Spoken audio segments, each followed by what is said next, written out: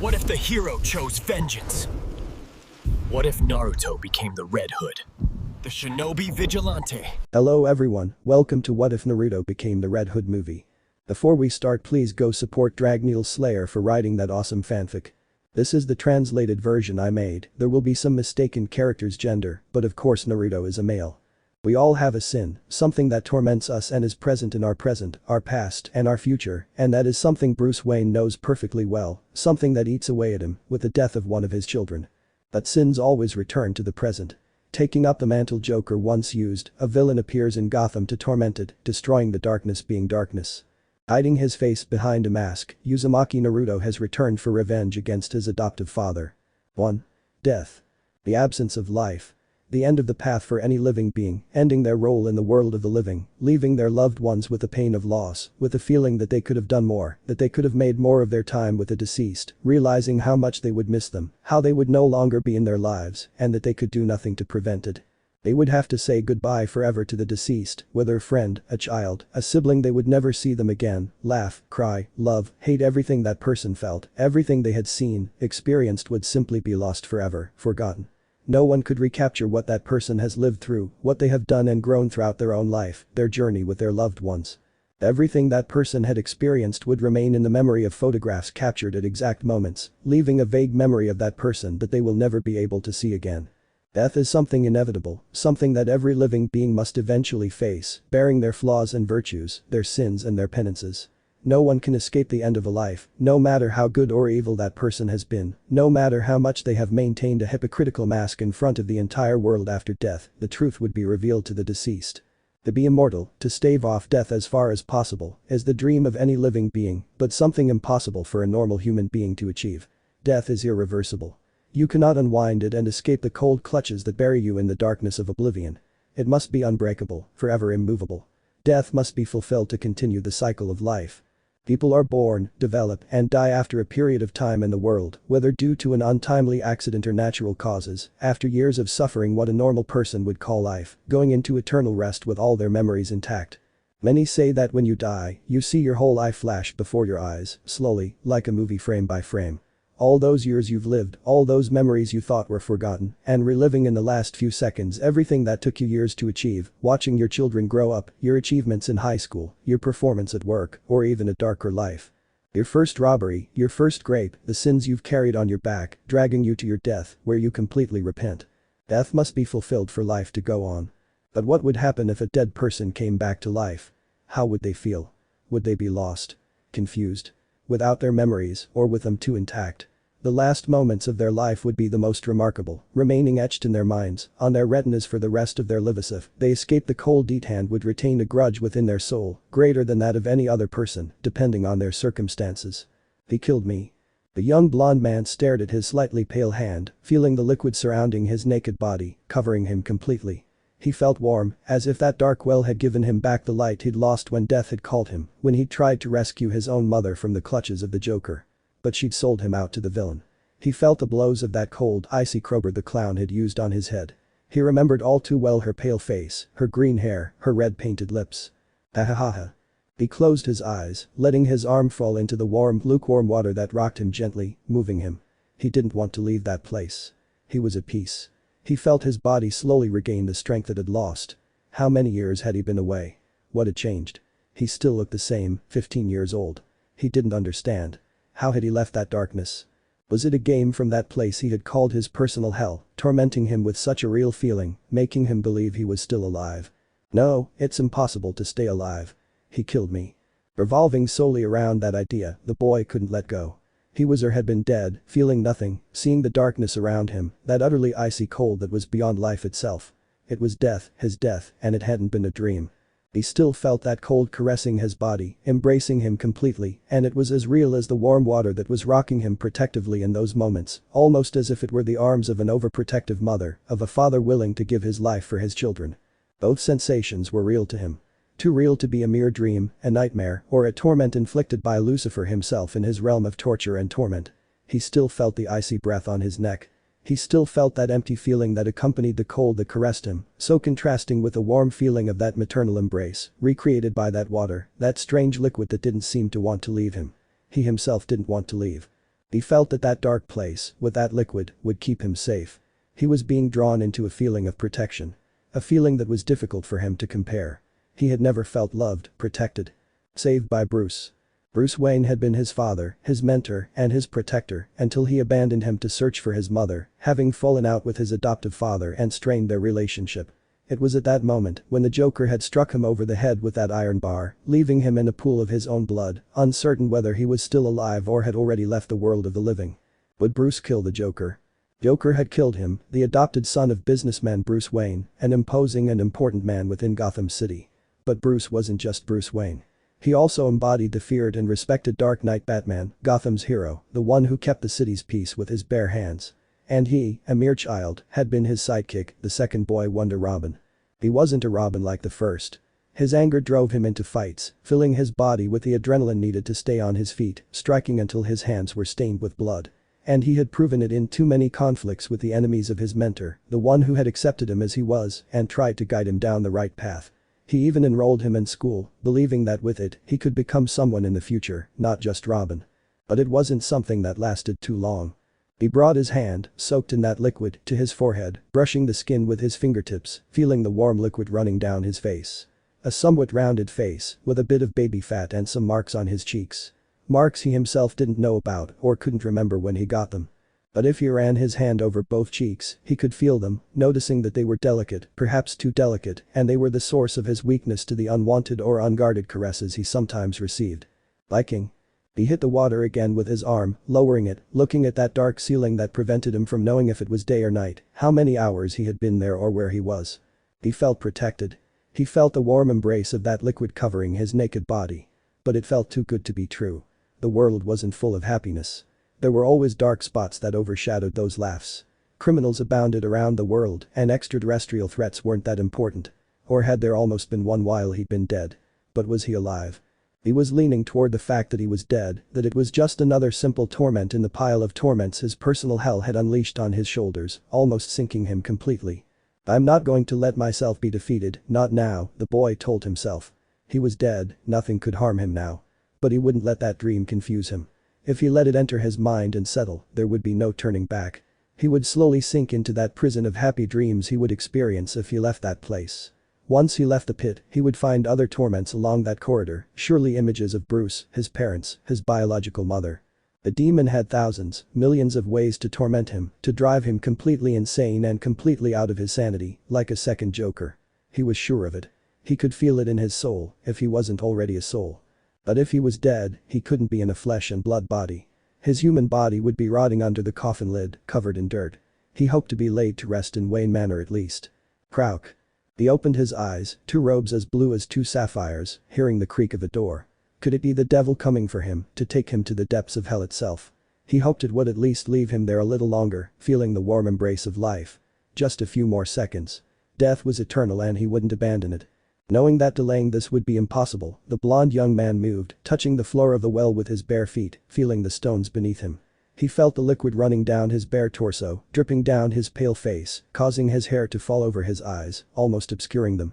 He moved his right hand, brushing away a few strands of hair, looking at a female figure standing over him, creating a shadow that obscured her face. Dark eyes stared into hers, chilling, completely devoid of any true emotion to accompany them, to flood them and fill them with life. Death. He didn't move. He held the position, letting the liquid drain. His hair felt soaked, maybe even a little sticky, but it did nothing to improve his own. He looked at the woman, examining her slender body, a completely feminine body, like those of a femme fatale, who could have ripped out his heart with just a gesture. He could see it in her eyes, brown as two almonds, a slightly hazel color. Everything about her seemed to be a brown, a hazelnut color. Hair as brown as chocolate, skin lightly tanned by the sun, and lips slightly darkened by lipstick, making them stand out even more. He saw no trace of makeup. Her clothes were as black as the night itself, and he realized he could see her thanks to the small lamp at the end of the corridor, which seemed to illuminate everything. He could see her smooth, soft skin, befitting a girl around 20 or 23 years old. At least, she didn't seem any older at first glance, in that somewhat dark place, illuminated only by the greenish glow of the liquid that had surrounded it, and the lanterns along the path she seemed to have taken to get to where he was. She looked at him. She didn't look away. In fact, she hadn't looked away during the minute he examined her, searching, waiting for her to speak. Death was searching for him, or was it the devil himself? Come with me. The boy saw that woman move, turning on her own feet and walking, entering that hallway with her back completely turned to him. I should stay here. Step by step, he reached the edge of the small pit, using his hands to propel himself out, touching the dry ground with his bare feet, feeling the earth stick to the soles of his feet. He didn't mind the fresh air caressing his skin from the passage the woman had taken, and followed her step by step, feeling the arid floor of the tunnel beneath his feet. It wasn't too high, just high enough so he wouldn't hit his head, but high enough to allow a tall man, no more than 2 meters tall, to pass through.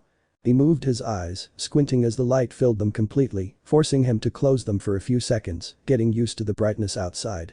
When he was finally able to keep his eyes open, the boy climbed the stairs, now feeling the cold metal both under his feet and in his hand, holding onto the railing of the stairs, climbing towards the door that the young, beautiful woman was holding open for him, looking down at him from above, haughty, powerful, as if she knew more about him than he did, as if she could read his soul. The boy stopped 2 steps away from the woman, breathing deeply, feeling the cold air of the cavern. He lowered his face, looking at his body, covered only by a pair of thin boxer shorts. He wasn't naked, and he had truly hoped so. The warmth of that pit had made him completely forget the feel of the fabric of the underwear he was wearing. His mind didn't seem to understand it either, as if it were completely disconnected. Come in. He's waiting for you. No, he couldn't back out, could he? He had followed the woman, the embodiment of death to him, to that door. He felt the warmth of that well had abandoned him, calling him back. And the temptation was truly enormous. No. She pressed her lips together, feeling her nails dig into her hands as she clenched them tightly, climbing the last 2 steps, walking into that brightly lit room.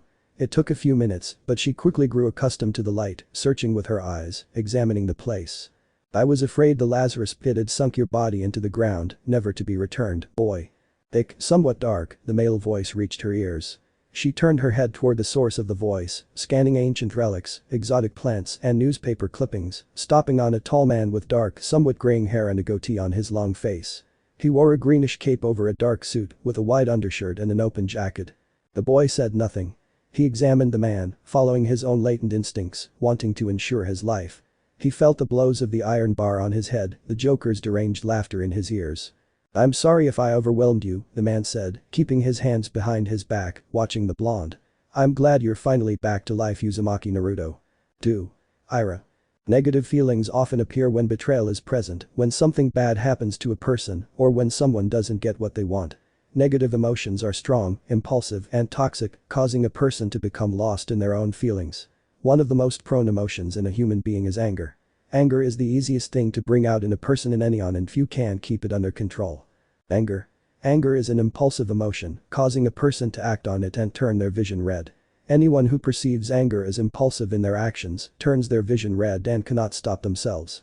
Stopping someone driven by anger is complicated, difficult, and hard for the person to deal with. Ra's al Ghul knew this. The Lazarus pits didn't always save a person. Many of those who had been bathed in the pits ended up unhinged, driven by their own dark desires, and acting erratically, inhumanly. Ra's hoped the detective's pupil wouldn't end up that way, but it seemed that the anger the boy carried before his untimely death was being used in his training by the League of Assassins, in every practice the masters had implemented on Bruce Wayne's adopted son, the one who embodied the Dark Knight, who replaced the boy with another Robin, a more modern, calmer, and more analytical one. Ra's respected the detective, admired him, and had wanted the Gotham Knight to take his place at the head of the League of Assassins, but leaving the one who had killed his son alive wasn't in his little dictionary. Ra's didn't usually care about any boy or anyone in general. Everything he did because it was part of his plan, like reviving the slightly Asian boy who had assumed the mantle of Boy Wonder when his cold, icy, dead body fell into his hands. He left nothing to fate. After years of being alive, Ra's kept nothing from his own knowledge. Everything the League did, he did, or even his daughters did, was part of his own plans, and his moves on the board before him, all for the sake of the Lazarus pits, to eradicate as many humans as possible from the world. This was his ultimate goal and what drove him to lead the League and keep the pits active, to stay alive. Ra's had a goal to accomplish. Father. Talia al Ghul, Raz's youngest daughter, a woman capable of eliminating any man or woman in the world, in love with Bruce Wayne, and perhaps one of the most powerful women without powers. She had been trained by the League and was second in command of one of the oldest and most prestigious shadow groups in the world. She wasn't a weak princess, a child incapable of protecting herself. If she herself felt threatened, she was willing to eliminate the threat. Without a blink. Without remorse. Anyone who made her suffer. How's the boy doing? Ra's asked, his voice calm, watching the dark sky fall over his current home. Over the years, the League of Assassins had moved around the world to where the current Lazarus Pit was. He's been with us for a year. He's been trained by the League's finest experts. We even hired Lady Shiva to help him. How is his growth? Progressing, Father, Talia reported tersely, her face showing no emotion beyond a slight grimace as she spoke to the man who was her father.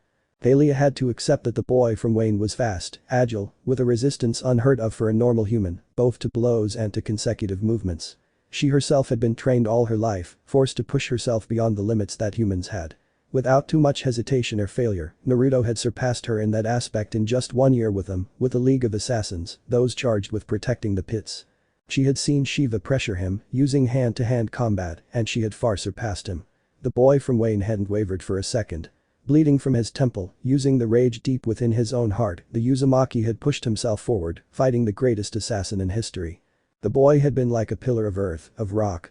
Immovable despite the hurricane force wind that had pushed him forward. Bruce Wayne's adopted son had faced his personal wall embodied in Lady Shiva with blood, anger, and fear. Talia had recognized the fear of death in those blue eyes at a glance. The boy was afraid of death. "We don't want the boy to stagnate," Roz himself declared, still keeping his eyes on the starry sky, the dark night that hung over the city. "Keep a little pressure on him. I want to see how far he'll work under pressure." "Even more so, Father. Since the boy regained his physical condition, he hasn't stopped training with the League, without a break. I know you seek in him what you sought in Bruce, but Naruto is not Bruce," Talia declared, knowing exactly what her father was doing. Ra's al Ghul saw in Bruce Wayne a successor within the League of Assassins, one who could carry the League's goals to completion. He had failed in his assumptions, watching as Bruce, aka Batman, the Dark Knight of Gotham, spurned his daughter's hand and discarded plans for the world's salvation, dooming 90% of humanity. The Batman's code wouldn't allow it. Those events had led Roz to reconsider his successor, and he had found 2 candidates for it, in fact. One was Uzumaki Naruto, Bruce Wayne's adopted son, and the other was a physically powerful man whom he still didn't know whether to contact. Everything would depend on the boy's training. It's necessary. If he's going to lead the League going forward, he must handle everything we throw at him. Lady Shiva. Deathstroke. Deadshot. Any mercenary we hire for his training, he must outperform them. All of them. Talia frowned, looking at her father with a certain disapproving tone in her features. But within a few seconds, the woman's features softened, undoing any trace of her discontent with her father. Even if she pleaded with him, Ra's al Ghul wasn't one to back down. He wouldn't budge an inch unless it was part of his own agenda. Everything the resurrected man did was part of his own chess game, using the League of Assassins as pawns to complete his objective. A goal too large, one that would fall not only on Raz, but on the entire League of Assassins. "He hasn't accepted yet, Father. It's not something I'm going to ask you right now, Talia. You must finish your training first," the man declared, looking at her daughter for the first time with his dark eyes. "When he's finished with us, I'll offer him the position of Demon's Head, my replacement. After the detective, he's the most suitable I've found." Slowly, Raz leaned forward on his massive oak desk. "You will foster the boy." "With what?" Talia asked reluctantly, crossing her arms under her torso, waiting for the answer. "The boy has been replaced by another Robin, and since Batman has not been able to kill the Joker because of his death, even after all this," Damaris declared, not in a whisper, but in a somewhat thick, high voice, staring at his youngest daughter. Then, Talia heard a slight creak behind her, probably from the door, and turned towards it, looking in amazement at the blonde teenager with sapphire blue eyes, who was watching them with his left hand on the door handle, making a tighter grip than usual, dressed in simple clothes. "What did you say? Naruto? What did you say?" Naruto roared, breaking the door handle with his strength, walking into the room, despite Talia's pleading voice, hoping that the boy wouldn't let his anger explode in that place. Or against his father. It wouldn't be good for him to fight the Demon's Head, not in his state, letting himself be carried away by the emotions he felt. Sometimes anger was good, but too much of it led to an early death. For his part, Raz stood completely upright, stepping away from the desk as the former Robin approached, clenching his fists, baring his teeth in an angry, aggressive grimace that would be more fitting of a wild dog than a good man. "The truth. Batman let you die and forgave the Joker." Naruto looked up, not blinking for a second, from what Raz saw. Would it have been a good idea to push the boy with the truth? Only time would tell. "That bastard Bruce." The Uzumaki hissed, hurt, enraged, filled with sadness, feeling betrayed. Following his impulse, Naruto slammed both hands on the table. "Tell me what you know." Normally, the dreaded Demon's Head wouldn't have allowed the boy to be exalted, yelled at, or made demands. But he had gotten himself into the game, wanting to see what the boy could accomplish with his own anger boiling over. Slowly, the leader of the League of Assassins sat down in the massive chair across from his desk, clasping his hands together as he studied the teenager. The boy was tense, veins popping out under his skin, his eyes swollen and red with anger, and he was breathing heavily. Many emotions were brewing within the boy. He could read it in the brightness of his eyes. It's not too long to tell, kid. Batman, Bruce, or whatever you call him, managed to take on the Joker in a fight, discovering that the clown was an Iranian ambassador, so he couldn't be touched. But things ended with Batman's confrontation, leaving the Joker in a helicopter that crashing into the sea. Even so, Joker didn't die, Roz explained patiently, never taking his eyes off the Uzumaki's face. After a while spinning around, falling into the abyss, another boy took up the mantle you left behind. Another Robin appeared under Batman's tutelage and brought him out of the darkness. And just as the boy wonder returned, so did the Joker. Batman defeated him, of course, but it did nothing more than send him back to Arkham, without a scratch. The place from which the Joker will escape, the assassin finished, lowering his voice. Ra saw how the boy's fingers had scraped the wood, just as his breathing had steadied, escaping slightly between his lips. Still, he could see the amalgam of emotions fighting inside the teenager, struggling to dominate, to control his will. And the anger was growing, increasing its power and influence under the boy. Roz wouldn't let that go, not now. Joker is still stalking Gotham, or he will when he escapes from Arkham. That's a fact you know all too well, Naruto, as well as Batman's code of no killing, Roz declared, staring at the boy, studying his eyes, his gaze, observing which emotion was predominant in the boy so he could exploit it completely, using it for his own benefit. And you know what the code of no killing does to madmen like Joker, kid. Feelings shedding innocent blood.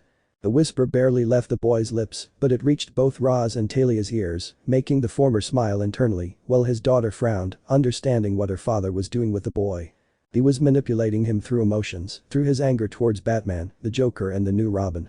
Naruto gritted his teeth, his eyes flashing with blind rage, turning around and walking away from Roz, striding toward the door with heavy steps, growling under his breath, his mind flooded with the crowbar blows the Joker had given him, echoing, reliving his death over and over again.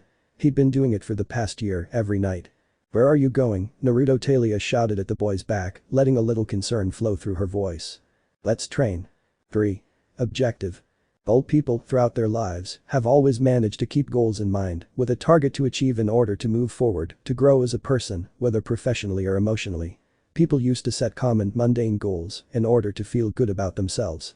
The person might see themselves as fat, and their goal would be to lose weight, to put aside the ridicule, their low self-esteem, and their lack of self-confidence, to turn fat into muscle to show those who didn't believe in them that they could do it.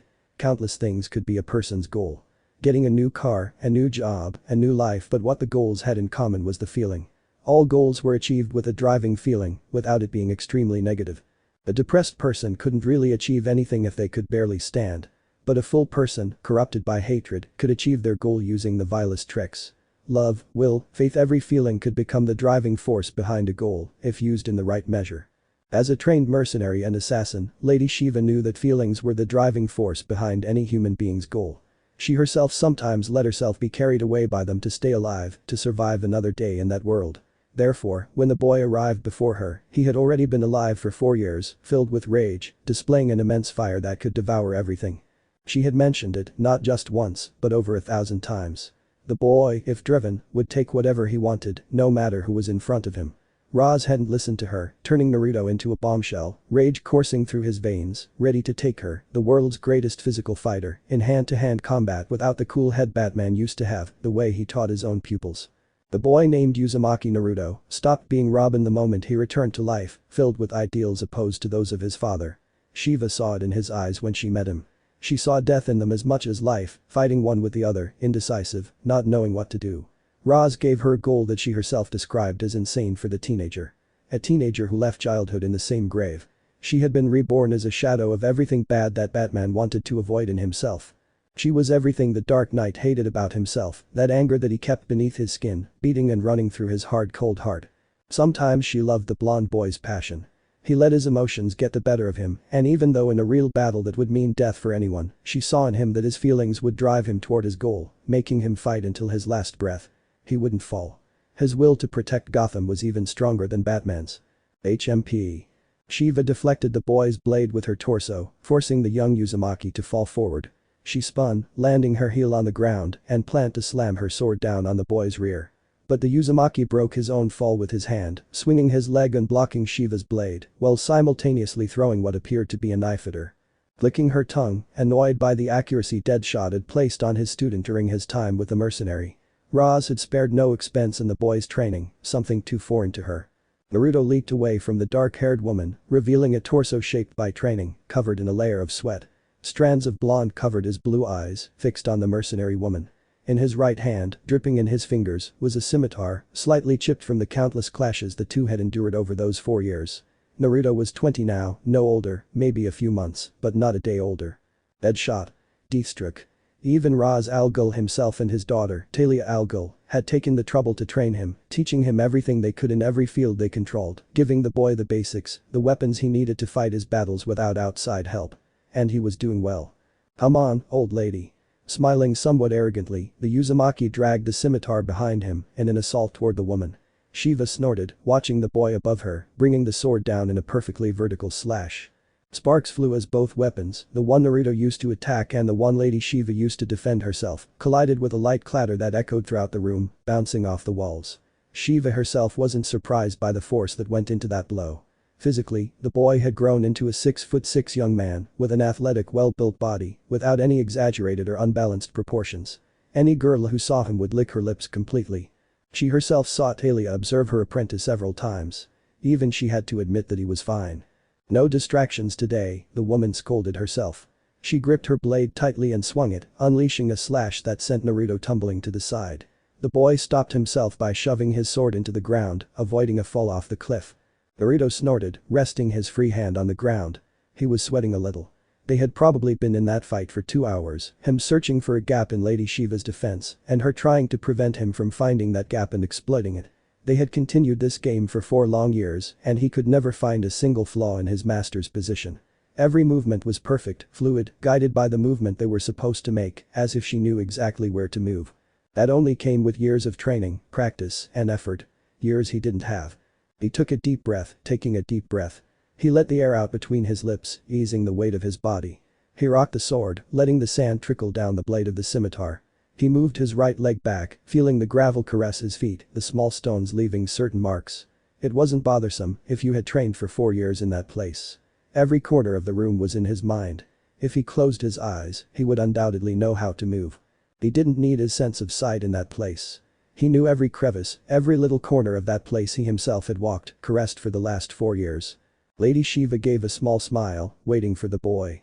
She watched him with her dark eyes, watching his chest move slowly, rising and falling.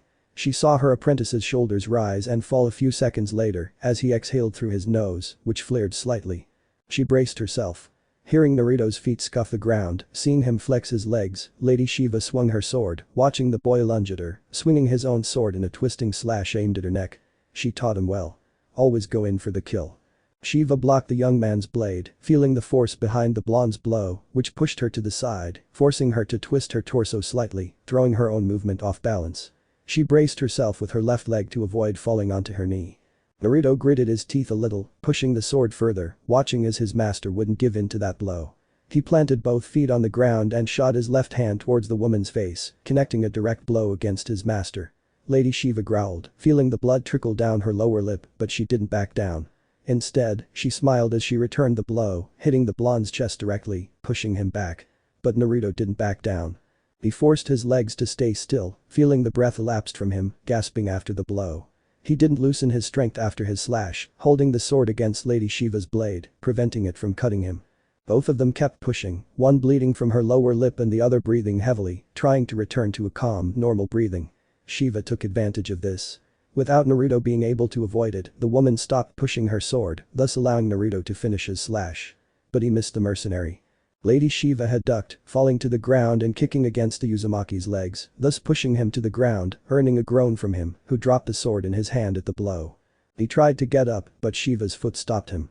Naruto looked at his teacher as she watched him and pointed her sword at him, caressing his chest with the tip, tracing its way down his torso from his chest to his belly, letting the blade rest on his stomach.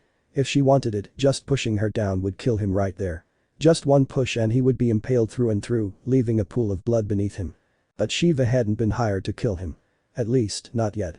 The woman withdrew her sword and moved her foot away from her student's chest, allowing Naruto to sit on the ground. He hadn't expected the woman's sudden move.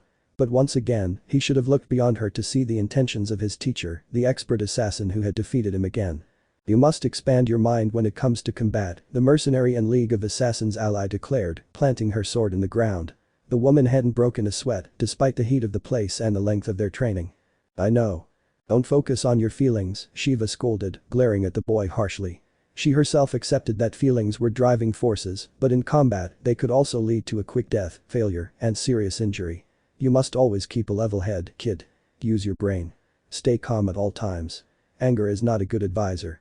I told you that 4 years ago, when Roz told you about Batman and his new Robin. While anger can drive you to improve, in real combat it can cloud your judgment, and Joker or Batman are not enemies you should face with a mind filled with anger. I know. If you know, why aren't you doing anything, Brad? The woman snarled, pointing her index finger at the boy. You let your movements be crude, guided only by your anger, your desire to improve. Fine, that's fine with me as training, but I won't let a student die because he can't think of anything other than his own anger at the bat and the clown, who are far away from you right now. Naruto snorted through gritted teeth, looking away. Deep down, he knew Shiva was right. His anger was too blinding, and if he wanted to take down his former mentor, he couldn't do it blinded by rage. Batman would use it against him, unleashing his own emotions, pushing him out of anger. If he let the Dark Knight push him, he'd simply fall into his hands soon after the fight began. Batman wasn't just any enemy, nor a simple-minded hero. If Batman was with the Justice League, it was precisely because of his mind, his combat skills, and his strategies against enemies and the heroes themselves. Paranoid, Batman was capable of creating endless contingency plans to stop anyone, whether his enemy or ally. That's something even Alfred knew. He didn't understand how the League still kept him on their team. What is your goal, Naruto? Shiva asked, softening his voice. Naruto shook his head, staring through his blonde locks at the woman, not blinking, not flinching one bit. The Uzumaki finally stood up, taking his eyes off the woman only for a few seconds, due to the movement she was making, straightening up to his 6'9" frame, looking back at the woman. "Bill Batman," the boy growled gutturally, not flinching as he spoke those words. The hatred, the anger, were clear to Lady Shiva when he mentioned that name, darkly, in a way that would make anyone else shudder. But not her. Lady Shiva looked at her student's face, searching for doubt, for a crack that would allow her to see something others couldn't, even Naruto himself. And she saw it. Blue orbs filled with anger and a sense of betrayal that seemed to increase when she said that name so meaningful to him. Uzumaki Naruto was driven by those two feelings towards his personal goal. The death of Batman for having betrayed him. 4. Talia al Ghul. Everyone, throughout their lives, experiences desire, carnal passion driven to lust for someone, whether of the same sex or the opposite, yearning to satisfy what gnawed at them inside, slowly leading them into a dark world, their mind clouded only by desire. Hormones were to blame for a person's poor judgment when they were filled with desire and could only think about mating. You didn't have to be a teenager. Adults also ended up succumbing to desire, letting themselves be carried away by lust. Talia had let herself be carried away by desire. She, the daughter of the Demon's Head, a man who was practically immortal before others and who was in charge of the League of Assassins, those charged with protecting the Lazarus Pits and dealing with their seekers. Ra's al Ghul had decided to eradicate almost everyone, approaching 90% of the world's population. Talia had decided to follow her father, as was her duty. But she, the next leader of the League of Shadows, had succumbed to love when she met the detective, Batman, the Dark Knight of Gotham. She saw it as something mundane, something that shouldn't happen. But over the days and years, she finally knew that she loved Bruce Wayne with all her heart. She tried her best to attract him to her, to keep him by her side for the rest of eternity using the pits. But Bruce didn't love Talia al Ghul, a possible enemy in the future and someone who could be used to kill him in a moment of carelessness. He was trained by Ra's himself. He wouldn't fall for the seduction games of a trained assassin. Unfortunately for Talia, what she felt, which she had rejected, had been completely genuine. She simply couldn't forget it with a single blink. It wouldn't leave her heart with another nail, as the saying went. She would maintain her love for Bruce for years despite his rejections, despite how he made it clear that he didn't love her and wouldn't love her in the near future. And as with everything in life, she slowly buried her feelings, turning them into a visceral hatred and an unconditional love directed solely toward Bruce. Talia had never loved or hated the same person as much as she did with Bruce Wayne, aka Batman, the Gotham Knight, something the billionaire had missed. Talia al Ghul was a beautiful and dangerous woman, like a rose. But Talia's thorns were lethal, causing no small wounds, and it was something the second Robin had learned in recent years, now a young man approaching 22. Uzumaki Naruto was now a tall young man with an athletic build and no fat whatsoever. His hair was still a mess on his head, unable to stay flattened except when it rained. He had no scars or physical damage that hadn't been treated by the League.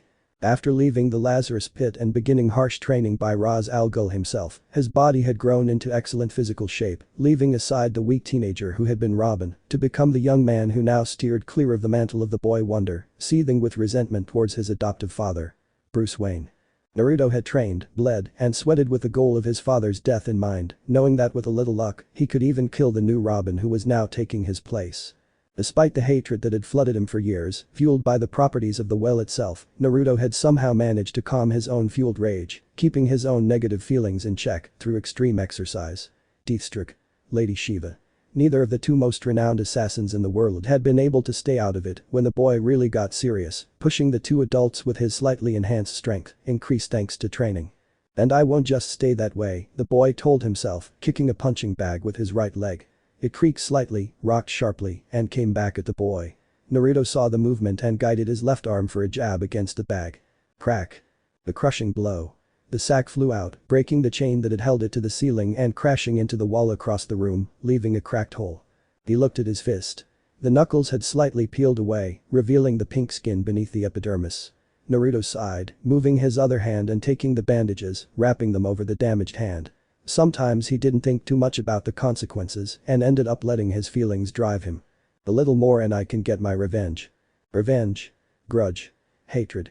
Naruto held no positive feelings for the man who hadn't avenged him, who hadn't done anything to kill the Joker. He could still feel that iron bar against his face, repeatedly slamming against his head. He could smell the blood trickling down his temple, dripping down his chin. The memory was so vivid, he could still smell the Joker. The paint. The hair dye. It was all too real. Crump. He clenched his left fist tightly, feeling a slight stiffness in his fingers as they closed into a fist. He took a deep breath, filling his lungs with fresh air. If he let those feelings really surface, everything could come crashing down for him and he'd once again see that red color that filled him when he let anger completely overwhelm him. He had to know, he wanted to finish what Batman couldn't. Dealing with and killing the Joker was his secondary objective, which might even prove to be more paramount than killing Batman. His revenge could wait if the clown ended up in his hands. Wringing that neck, erasing that deranged cruel maniacal laugh. DSK. Naruto clicked his tongue, sinking to the edge of the ring, covering his face with his hands. He brushed some strands of hair back and took another deep breath, seeking to calm his inner demons. He needed to take a shower. Relax his body and mind, as Roz had told him hundreds of times over the years. I swear I'll kill you one day, Joker. Uzumaki rested his hands on the edges of the ring and stood up, moving his gaze toward the shower area. He'd moved to New York at least a few days ago, finally leaving Roz and the Breed's bases behind so he could move on to his intended goal. Gotham, the place guarded by Batman, the Dark Knight. The shower wouldn't hurt. You reek of sweat, a female voice pointed out, earning a blank stare from the second Robin. What? Haley Al Ghul gave a faint smile, looking at the expressionless Uzumaki Naruto. The second Robin crossed his arms over his torso, observing and examining the female assassin's curves. And that's why you're only wearing a towel covering your body. For years, Talia al Ghul had loved and cherished Bruce Wayne, but every woman eventually succumbed to desires to sate her own carnal appetites, even she, the beloved daughter of Ra's al Ghul, the demon's head of the League of Assassins. I thought you might want a repeat of the other night, she noted with some amusement, moving her eyes down her student's torso, watching as the sweat trickled down his arms and forehead, soaking that sleeveless shirt. At least, I do. You still love Bruce, he replied with a slight growl, watching the woman's breast swell. Naruto had never expected that. A few drinks, a few sad stories and it all ended up going in a direction neither of them had really expected. And I'm really going to kill Bruce. That doesn't mean the fun isn't satisfying for both of us, Talia cooed lightly, walking towards the Uzumaki with light steps. Her feet were bare, so she could feel the cold, almost icy floor of that gym in one of the suburbs of New York. With a quick movement, Naruto wrapped his arms around the assassin's waist, grabbing the woman with only his strength and pulling her up, while Talia left her arms dead on either side of the Uzumaki's neck and no longer felt the cold of the floor of that gym that she had gotten just for them. You're playing with fire, Talia. It's not like we're going to be husband and wife, Naruto, she declared, pressing her lips to the boy's. For a few seconds, Naruto remained completely still, feeling the woman's soft lips on his. Finally, seeing that the boy wouldn't reciprocate, she pulled away, pouting. Aren't you going to answer? You're rude. A sigh left the blonde's throat. Do you really want this? We were drunk last time, Naruto mumbled, feeling Talia press herself against him a little more, pressing her breasts against his torso. That's what I want, yes. The boy threw his head back slightly. He clenched his hands and pushed Talia al Ghul up, earning a blink from the woman. Naruto took a deep breath and lunged, taking the woman's lips with his own, truly tasting that mouth now.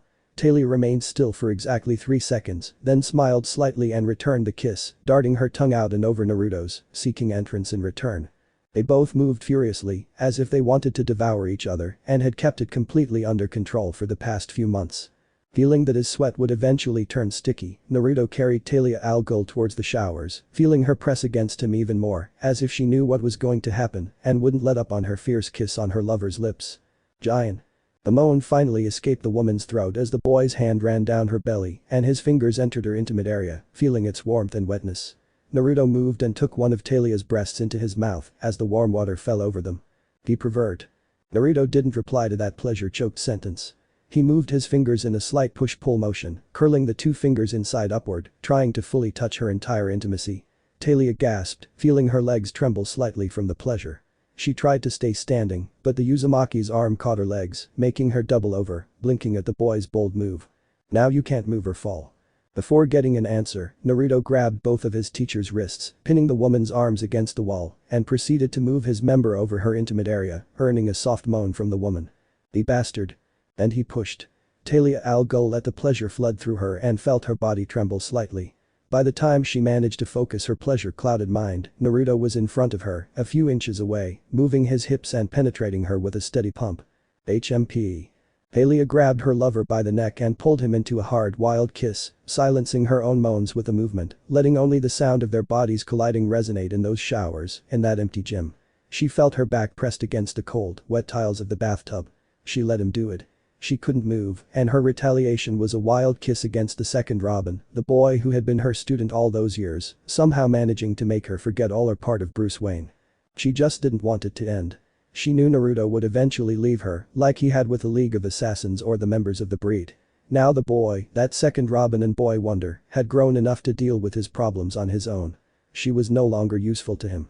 She wasn't necessary for Uzumaki Naruto to complete his goal, even if it was to kill the man she once loved. Although she still loved him, at least partially. "Jaya." Talia finally moaned loudly, unable to hold back the sound. She succumbed to the orgasm just as Naruto had, filling the woman's insides with his own seed. "Happy?" he asked, releasing the woman's legs, letting the water fall over him and clean away the dirt and sweat left by the session. Naruto, unlike the boy, Talia's eyes were still completely bright, but not from lust. Tears were streaming down her cheeks. Although she had accepted that she wouldn't have Bruce Wayne, she couldn't watch him die. "If you can forgive him." Uzumaki Naruto gritted his teeth slightly, applying some force to his jaw. He held that for a few seconds before simply sighing. "I'll just try. I'm not promising anything." 5. Red Hood. Everyone in the world has some sin they hide. They keep it hidden, afraid that someone else will find it and expose it. But except for children, no one in the world is completely clean. A thought. A simple slip committed in a moment of weakness. Anyone who tries to act as if they haven't thrown a stone will be letting themselves be carried away by their completely hypocritical side and puffing out their chest like a rooster, proud of what they falsely are. Even the kindest man in the world has his soul slightly stained by some sin, even if it's the smallest and most insignificant. Every person in the world, whether woman or man, has a sin they will want to hide from others, feeling ashamed of them and wishing others wouldn't find out. Humans use the faults of others to blackmail them and get something in return. Uzumaki Naruto hated that side of the world. Hypocrisy. Pride. Evil. Raised and trained by Batman when he was the boy wonder, he acquired his ways for a time, getting to know the good side of men, the side that Batman had taught him. A side that ended with more victims and much more damage than the other. When a villain, a criminal, was arrested, they would inevitably end up getting out of prison and carrying out their evil ideas again, leaving more and more victims in their wake. Gotham was that kind of city, with the kind of criminals who would never reform, no matter how long they remained in Arkham trying to become normal people again. They were already unhinged, completely insane, and they wouldn't change. Joker was a clear example of the image of a perfect villain. Every time he ended up escaping from Arkham Asylum, hundreds of people ended up dead, all of them tortured by that deranged clown who had taken on the role of a fighter against injustice in his own way. Blood. Corpses. No matter how much Batman was present in Gotham City, death eventually came and the villains lived on, without true justice to fear, with no one to stop their crimes. They needed an executioner to stop their actions, to finally bring them the justice they and the victims' families truly deserved. Help. Please, help. Place. Bloodied. Sweaty. Panting. A man was running down a dark alley, stepping without even looking at the puddles he encountered, wrapped in a trench coat that looked like something out of the 1930s, as if he belonged to an Italian mafia established in the suburbs. That trench coat, which perfectly covered his entire body, seemed splattered with fresh blood, red as summer wine. Aid. The piercing scream broke the silence of the alley. Yet no one looked out the windows. Everyone preferred to stay away. Many blinds were drawn. Many lights went out when the man's scream shattered the silence of Gotham City, a dark city feared by its guardian. Loss. Footsteps were heard. The man slipped and fell to the ground, feeling his hands tear slightly, the palms of his hands scratching. He felt the sting of those scratches. But he couldn't calm it. Aid. He tried to get up, run forward, and finally escape the alley he'd entered. His leg gave way, and his face hit the damp ground, with bits of gravel sticking to his blood-spattered, sweat-soaked face. It didn't look like those mere fragments were going to come loose from his face. Slash. Pam. For the second time, the horrified man tried to get up. And for the second time, the man fell to the ground on his left arm, crushing it with the weight of his body. He heard it faintly creak a little from the impact and crushing. He hurriedly moved his other hand, searching for something in his trench coat. Yes. The man gripped the handle of a revolver, smiling as he felt the mother-of-pearl embellishment. He showed his relief with a smile. He pulled the weapon and pointed the barrel into the darkness. Bang. Oh. The shot rang out, followed by a moan. The man in the trench coat looked at his hand, seeing the bleeding hole in it on both sides. The fired bullet had passed cleanly through his limb and forced him to drop his revolver. Nice try. But you failed.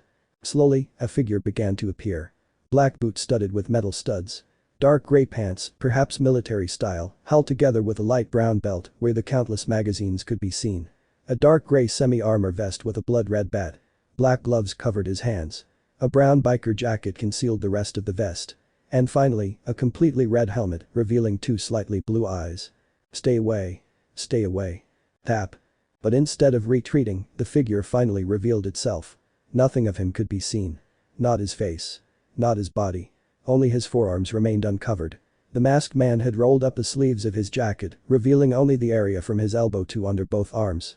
The rest of his body was a complete mystery. Even his voice sounded slightly cavernous, dark. He almost seemed to be imitating the dark night of Gotham City. Are you really going to belittle me? The man asked mockingly. It was difficult to discern his tone. With a voice modulator, even joy could be hidden, and not being able to see the attacker's features prevented his victim from knowing how he was acting or how he was behaving. That hurts. Right here. Continuing with the mockery, the masked man pointed his index finger at his heart, moving the gun in the process. Bastard. You killed them all. The man screamed in horror, crawling back, staring at the masked man. His attacker didn't seem bothered, just amused by the terror a man like that was displaying before him. Leave me alone. Leave you alone. The masked man snarled, halting in his tracks as his prey finally hit the wall, trembling in fear. How did you leave Judith with Green alone? Anna Keith. Peace isn't something you seem to understand too well, man. What? This is all because of those boars. The man replied, pressing his lips together, his face scrunched up. Who are you? Don't you know who you're messing with? I work for Black Mask. Good for you, the masked man declared, pressing the barrel of his gun against the man's forehead, forcing him back. That's supposed to scare me because. The vigilante shook his head, staring at the frightened man, his prized prey. He tightened his fingers on the grip of his pistol, pressing the tip of the barrel against his forehead. He could see the fear in his eyes. He could smell the fear oozing from his skin. Black Mask is he's the crime lord of Gotham. No one can stop him. Black Mask's follower screamed in horror, letting the villain's name escape his trembling lips. His fear no, his dread was genuine. HMPF. Snorting, the masked man pulled the weapon from the defeated man, never taking his eyes off him.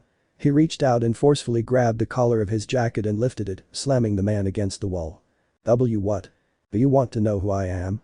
Do you want to know who will bring about the end of Black Mask's reign? It won't be Batman. No, that dark night won't be done in 100 years, the vigilante assured, tightening his grip on the trench coat. Red Hood, on the other hand, will end Black Mask's empire and remind him that Gotham is not to be trifled with. You're crazy. HMPH. So you're going to take down Mr. Black Mask? Really, little boy? Red Hood jerked his head to the side, just in time to see a massive punch knock him back, knocking him away from his prey.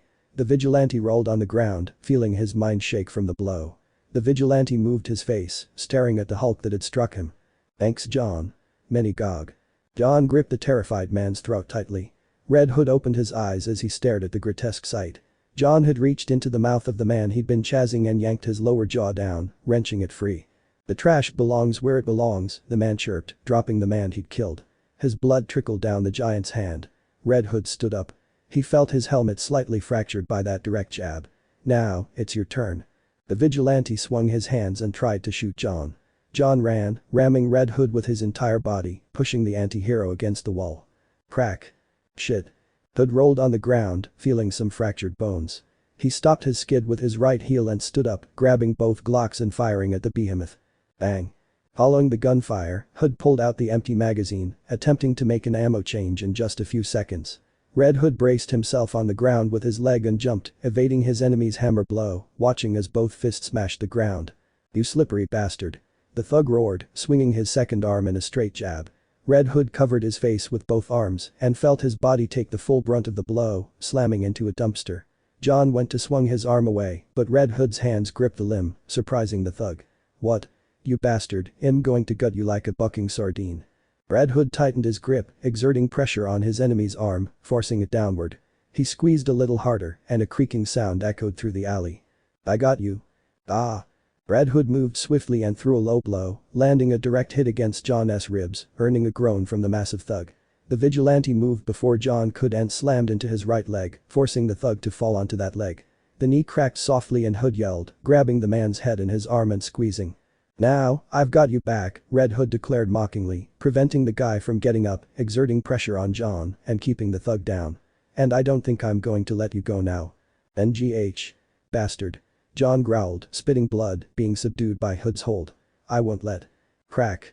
Fearlessly, Red Hood yanked the man's neck, crushing it with his force, killing him instantly. John's body fell to the cold, wet alley floor. He lifted his leg and brought it down with a stomp on the head of Black Mask's henchman. "Good, bad man." Red Hood slowly moved his hands, taking hold of the edges of the helmet that covered him. He applied a little pressure and removed the helmet that transformed him into Red Hood, Gotham City's new vigilante, revealing his messy blonde hair, dancing in the light wind that stirred his hair. Sapphire eyes shifted, taking in the two lifeless corpses on the cold ground. Blood was forming two dark, almost black-red puddles. "This city won't be for both of us, I'm afraid. I have a revenge to exact, and you're one of my targets." Black Mask. If Joker was a danger in the open, Black Mask was just as dangerous in the shadows. Arms trafficking. Trafficking in women, children, and organs. Black Mask ran everything in the shadows of Gotham City and kept his eyes on the city, using every resource to keep everything under control and within his overly long and deadly grasp. Extortion and drug trafficking. The Gotham Police Department had its hands completely full, and with Batman's vigilante code, nothing could change. "Okay, Black Mask. I'm going to make a name for myself so the Dark Knight can't see me." And slowly, Uzumaki Naruto covered his face with Red Hood's signature helmet, taking up the mantle of the new vigilante who had come to Gotham to make a difference. Black Mask. Drugs. Extortion. Arms trafficking, human trafficking. Prostitution. Murder. Crimes.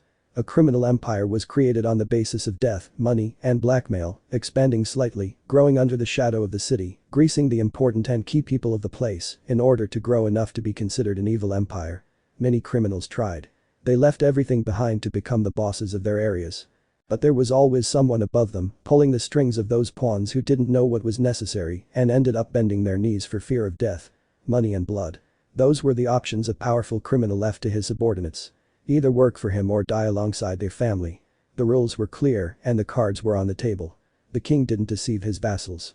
Either you took it or you would soon see the pearly gates and the face of your beloved grandmother, the one who had left you years ago. Roman Sionis understood the hardships, the walls, and the blood he had to leave behind to maintain his criminal empire in Gotham City, moving weapons and drugs under the moniker Black Mask, a cruel villain who wouldn't hesitate to kill one of his colleagues. He'd even do it himself. He had no problem getting his hands dirty if it was for the sake of his entire reign of crime in that filthy city, stained with the thousands of deaths he himself had ordered. And even Batman hadn't stopped him. For years, Gotham's Dark Knight had pursued him, defeated him, and reduced his criminal empire, but he had never stopped him.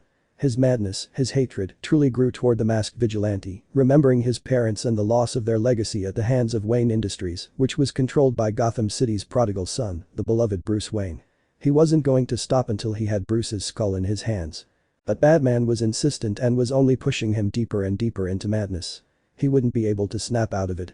It wasn't as if he would give up his sadism if he defeated Batman in a fight. That was what he had spent 2 years gathering resources for. The death of Batman. With the vigilante out of the picture, Bruce Wayne and Gotham would fall completely into his hands, torn apart by his madness and pain. He wouldn't stop even if the mayor begged him to. He was determined to finish off Gotham's crime lords once he killed the Dark Knight and take everything for himself, once again becoming the strongest criminal in Gotham's shadow. He would spread crime across the entire world. That was his perfect dream and his most cherished desire beneath the madness created by Bruce Wayne and his sadism towards Batman and Wayne. Crump. But everything he'd been preparing for 2 years had slowly been unraveled. His employees began turning up dead, surrounded by a pool of their own blood, and they weren't exactly pretty deaths. One even had his lower jaw shattered. Someone truly crazy had started playing with fire and was making a clear statement of intent. But he's not Batman. Black Mask knew the Dark Knight's methods perfectly. Gotham's beloved vigilante wasn't going to let his name be sullied by a petty rebel using his symbol to cause terror. Even so, he wasn't arrested yet. His men had informed him that the so-called Red Hood had destroyed one of Gotham's shipyards, leaving 50 of his men with a 9 caliber hole in their chests. Perhaps a service Glock, as if he were a police officer. Others of the dead had some kind of sword cut or some facial destruction, such as the lower jaw being torn off. It seemed to vary depending on the situation. But that guy was starting to get really annoying.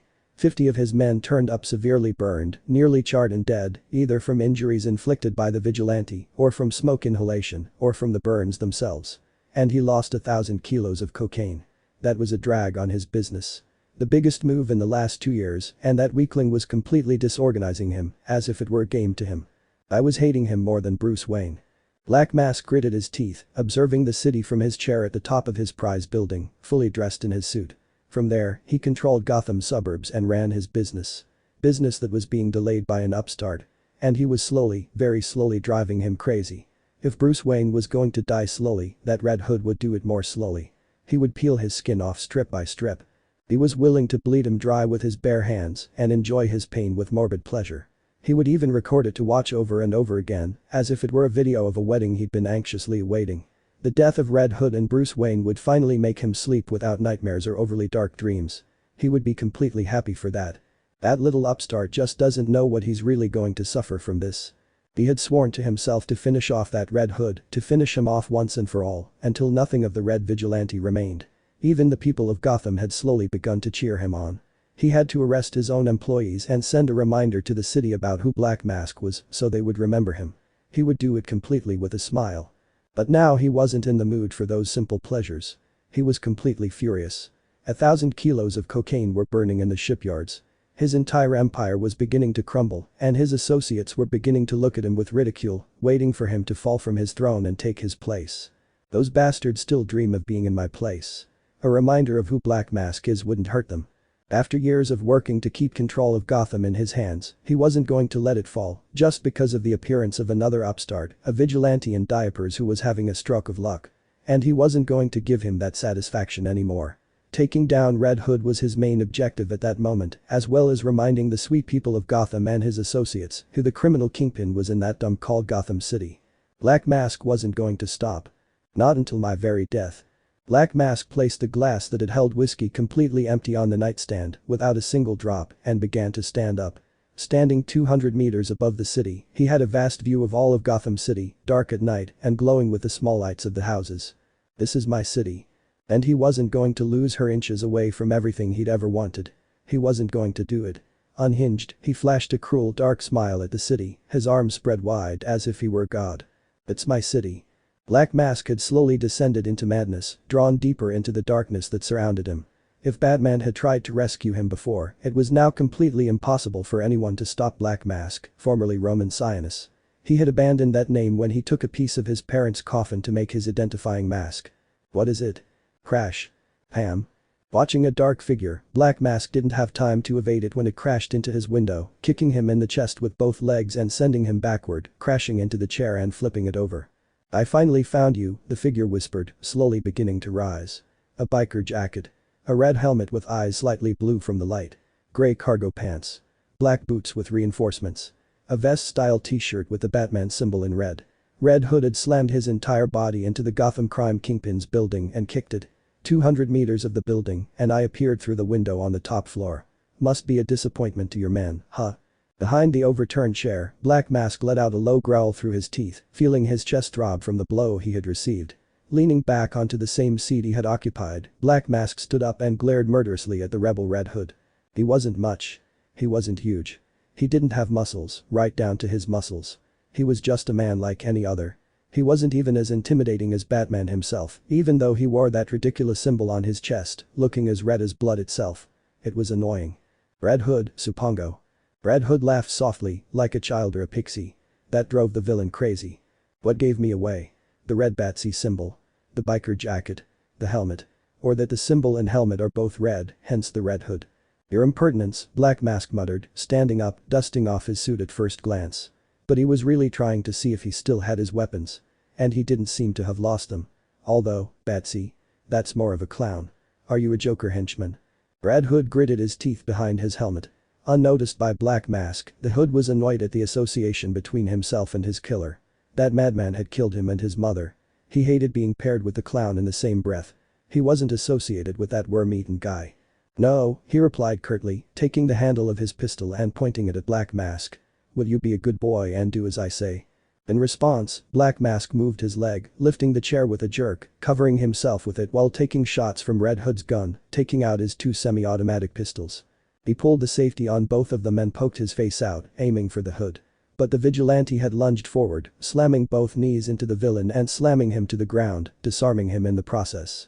Red Hood was on top of Black Mask, grabbing him by the collar. Stubborn. Shut up, bastard. The vigilante hissed, pulling the unarmed man inches away from his helmet. I'm not Batman for you to start a friendly conversation. I'm going to kill you. And you'd rather be in jail than I'd be done with. I swear. Swearing is too much, the criminal declared with a crooked, mocking smile. Don't sell a bear's skin before hunting it. I've destroyed your empire, Black. You have nothing left. Black Mask snorted, feeling the man's fingers crumple the collar of his Armani jacket. He'd have to buy another suit after that argument. As long as I'm breathing, my empire will keep breathing, you little weakling. That's what I can assure you. Batman has never stopped me. A little upstart like you couldn't even stop 1% of my operations. I always get up when the bat knocks me down. And you're not the bat, no matter how hard you try to display that disgusting symbol on your chest, like a fan or a follower. You won't be on the board for long, my dear. But you want to bet on that? Black Mask laughed reluctantly, noticing the cold in the voice of that second-rate vigilante. I could. I'd really love watching you slowly sink through the shitholes of Gotham, watching someone destroy your pretensions of being an avenging vigilante. Oh god, I'd love that so much. Watching your blood ooze out onto the pavement and finally getting a glimpse of your face. That would be a treat. But, Black gripped Red Hood's wrist tightly, as the adult I am, I have work to do. I can't babysit you. Bang. Using his opposite hand, Black Mask fired a small pistol into his enemy's chest, smiling darkly at the stunned image of the vigilante. He was so careless. And that would be exploited to his own advantage. Ham. But Red Hood's foot slammed into his face, sending him crashing to the ground with a forceful blow, cracking the parquet floor from the force of the blow and the Gotham vigilante's foot. Did you really expect me to not be wearing any protection? Hood lifted his jacket slightly, showing Black Mask his mistake. That vest shirt was made of Kevlar and resistant to gunfire from weapons like the pistol he'd used. The most he'd get, given the proximity to him, would be a minor bruise. You're pathetic, Black. And you're a criminal king. You should be ashamed. Ahaha. Do you really think I was going to kill you with that? Yes, that's what I want most. But he'll take care of you while I escape. Red Hood shook his head at the intimidating shadow that fell into the room. Behind his helmet, Uzumaki Naruto opened his blue eyes wide, frowning a few seconds later and releasing Black Mask, now focused on the intruder. That man, whispered the Gotham City vigilante, facing the Dark Knight. After years, they had both found each other, even though one of them didn't know it. Reunion. After almost 10 years, he was standing before him. Imposing, with that serious face hidden beneath his mask, revealing only his hard chin, as always, covered by that dark cape that was so long it could even cover his legs. He also used it as protection against his enemies' gunfire or to blind them with a flick of the cape itself, gaining the advantage in battles. But above all, he used that cape like his wings, gliding over Gotham and watching everyone from the sky, like a true bat on the lookout, on the lookout. Yellow Batman's belt was still as he remembered it, full of pockets and compartments where he kept all his tools and objects that he used against his enemies, including some that he would use against his friends in a confrontation, such as when he fought Superman and was forced to use kryptonite on the Man of Steel to completely knock him down. Paranoid, Batman would fill every secret compartment of his pocket and suit with things he would use in continuous confrontations and those objects he would use to move around the city, such as the grappling hook and other similar utensils, all of them to get him out of trouble. However, his suit had taken a turn. Darker. It represented the fear he had to instill in the city. He had to present himself as the Dark Knight of Gotham City. And Bruce seemed to have taken that approach, making his suit darker and more gloomy, making it slightly modern, more durable, and easier to use in prolonged confrontations against villains with metahuman powers that would leave him reeling, like Killer Croc. He was taking steps to confront all his enemies and allies, always with the thought of betrayal in his mind. Surely he didn't even trust his beloved Nightwing and Robin III. He was just a paranoid, unhinged man who couldn't completely let go of the past or finish what he'd started. So many confrontations with the Joker and Batman still hadn't killed him. Red Hood gulped, watching Batman stand a few steps away, towering in front of him. He wasn't scared. He was eager. His revenge was finally about to be carried out. He could allow Black Mask to get away. It was a lesser evil that he could remedy once he defeated his beloved father. Finally, after almost 10 years, I have you in front of me. Nervous. Anxious. He was dying to start the showdown, to unmask Batman and destroy him in front of all of Gotham City.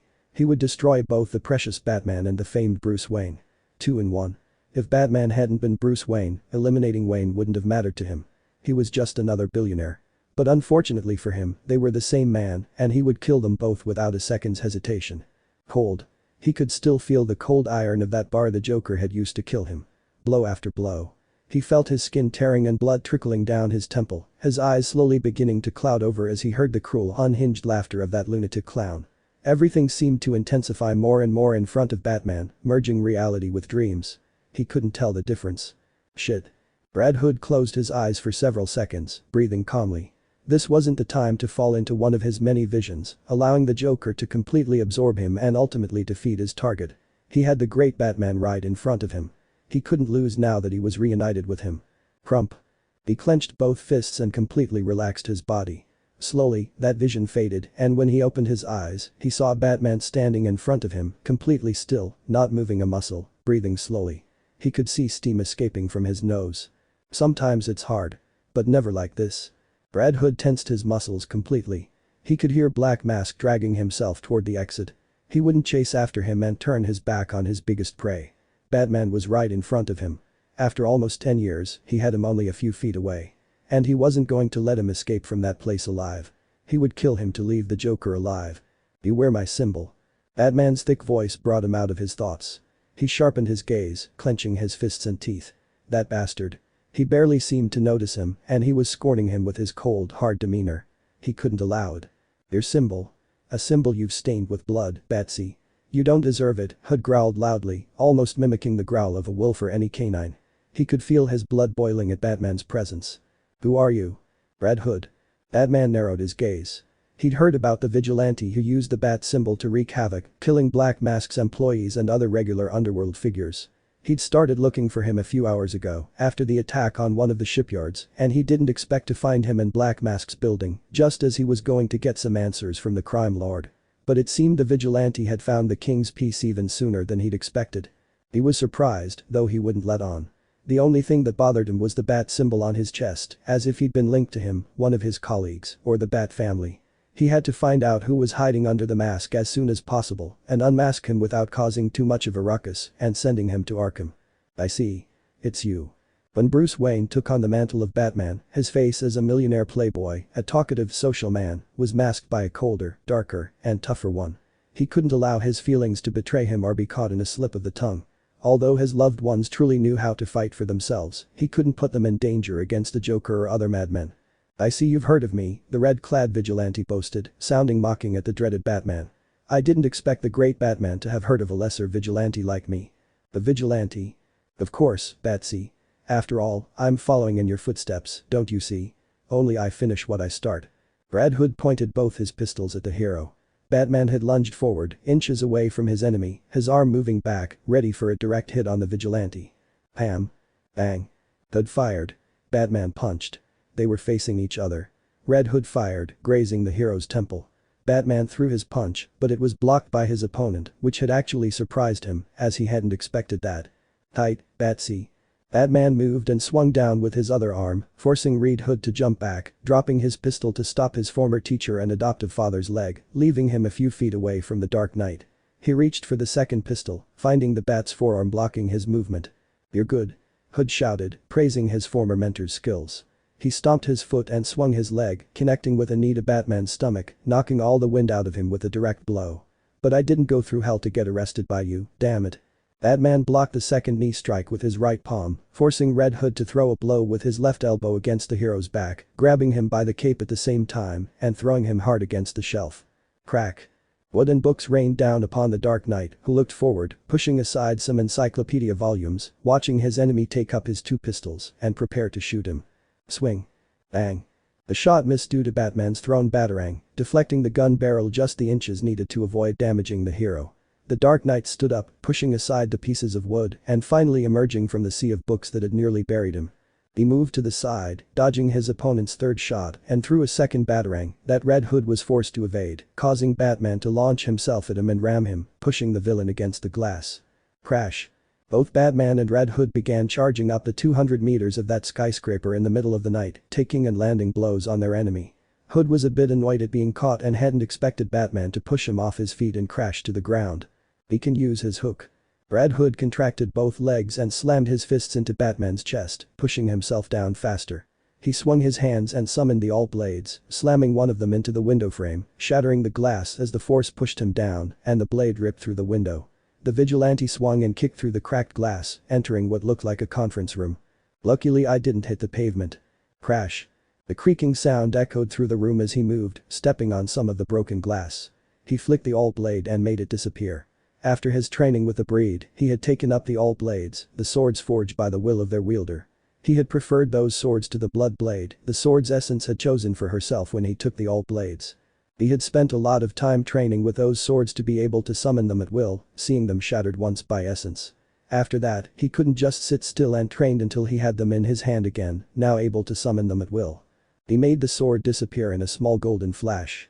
He closed his hand and walked toward the glass, hearing the crunching of the glass, his gaze searching for his enemy.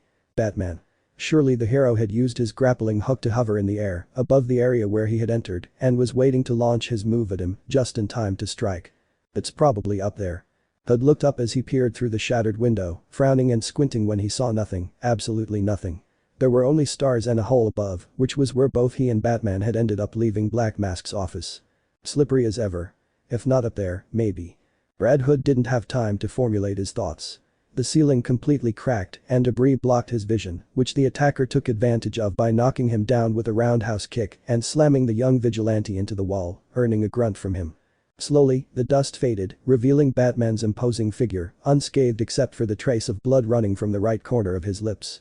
With a simple wave of his hand, the proud and tough Batman brushed away the blood and walked toward the fallen Red Hood. "Now, don't make this too difficult," the hero grunted in annoyance, taking a pair of handcuffs from his belt and moving to put them on his enemy. He'd rather have him imprisoned than free and causing chaos. "I've always been difficult, Bruce." Ham. Clack. Batman watched as one of the handcuff rings closed around his wrist while the other ended up locked on his belt, making it impossible to use his right arm. He moved and received a hard knee to the side, knocking him to his knee and knocking the wind out of him. He'd been caught off guard, something he couldn't allow to happen again. 5. Red Hood watched as Batman stopped his foot with his left hand, straining to avoid being knocked completely to the ground. There, in those eyes hidden behind the mask, Naruto recognized the Dark Knight's pride, how he would fight until his body completely gave way under the pressure of combat. "This is where our meeting ends," the vigilante told himself, withdrawing his foot and releasing Batman from the pressure he was exerting. He walked backward under the intense gaze of the Justice League member. Batman frowned under his mask until he snarled at what Red Hood was doing. Gotham City's newest vigilante collapsed backward onto the street. But with a feeling, Batman knew the stranger wouldn't have died. Third Robin. Tim Drake, formerly a simple upperclassman within Gotham society, was now Batman's newest sidekick, becoming known as the Third Robin after the death of the second and his body disappearing from the cemetery where Bruce claimed to have left him buried, complete with his tombstone. But the second Robin's body only seemed to have vanished. Not even the earth above the coffin seemed to have been moved with a shovel or anything. It had all been too strange. Tim Drake, wearing the latest Robin costume, sighed as he surveyed Gotham City from atop a church steeple. Unlike all the other Robins before him, his costume had become more modern, with more protective armor and some built-in technology to make his missions much easier. He abandoned the classics and opted for much more modern looks. They had recently dealt with an assault on the notorious Black Mask, a high-ranking villain in Gotham City, led by what appeared to be a bloodthirsty vigilante. During the fight, when Batman finally stormed Roman Sionis's office after being alerted, he encountered a strange man wearing a scarlet-red mask that covered his entire head and a biker outfit, about to kill the drug dealer. Normally, any minor villain or vigilante would have stopped everything and fled from Batman without a fight. But this vigilante didn't seem to even think twice when he charged at the Dark Knight directly, engaging in a nearly equal hand-to-hand combat. Even Tim didn't understand how the vigilante had fled the confrontation, leaping from Black Mask's office into the night. Both he and Batman had fought hand-to-hand, evenly matched, and to his chagrin, Tim admitted that the man was very good at hand-to-hand combat, probably having been trained by various masters throughout his life. Tim let a sigh escape his lips again, placing the mask firmly over his face and resting the cane on his shoulder, looking at the city he had sworn to protect. He hadn't done it like the previous Robins, out of a debt to Bruce, but to help Bruce himself return to his path of justice. When the previous Robin died at the hands of the Joker, he realized the brutality with which Batman began to act towards villains, even going so far as to almost kill them, and becoming something that Batman himself would hate over time, and which would end up destroying him. Now, through extensive study and research, Tim discovered the identity behind Batman's mask, meeting billionaire Bruce Wayne wearing the heavy mantle that could slowly destroy him. For the third time, Tim Drake let out a sigh and stood up from his perch on the ledge, looking out at the night falling over the city, somewhat chilly and heavy. He needed to add some heating function to the suit in case he was forced to leave for some truly cold area or if Gotham was hit by snow like it had been a few years back. And even more so if Mr. Freeze makes his monthly appearances, the young boy wonder told himself, folding the cane into his utility belt. It was better to carry a collapsible cane than a uniquely shaped one and carry it around all the time. It would hinder his mobility, and Dick had taught him that collapsible ones were far more useful.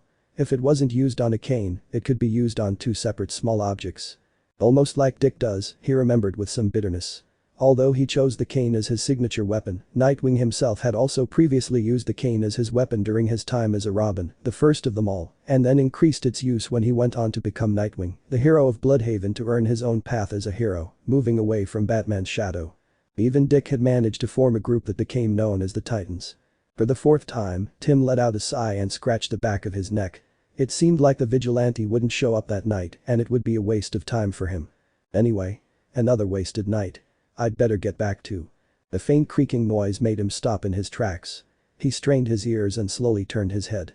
His eyes opened wide when a gloved fist connected with his face, sending him flying backward, crashing into one of the church gargoyles. He raised his hand and wiped the blood from his split lip. Red Hood.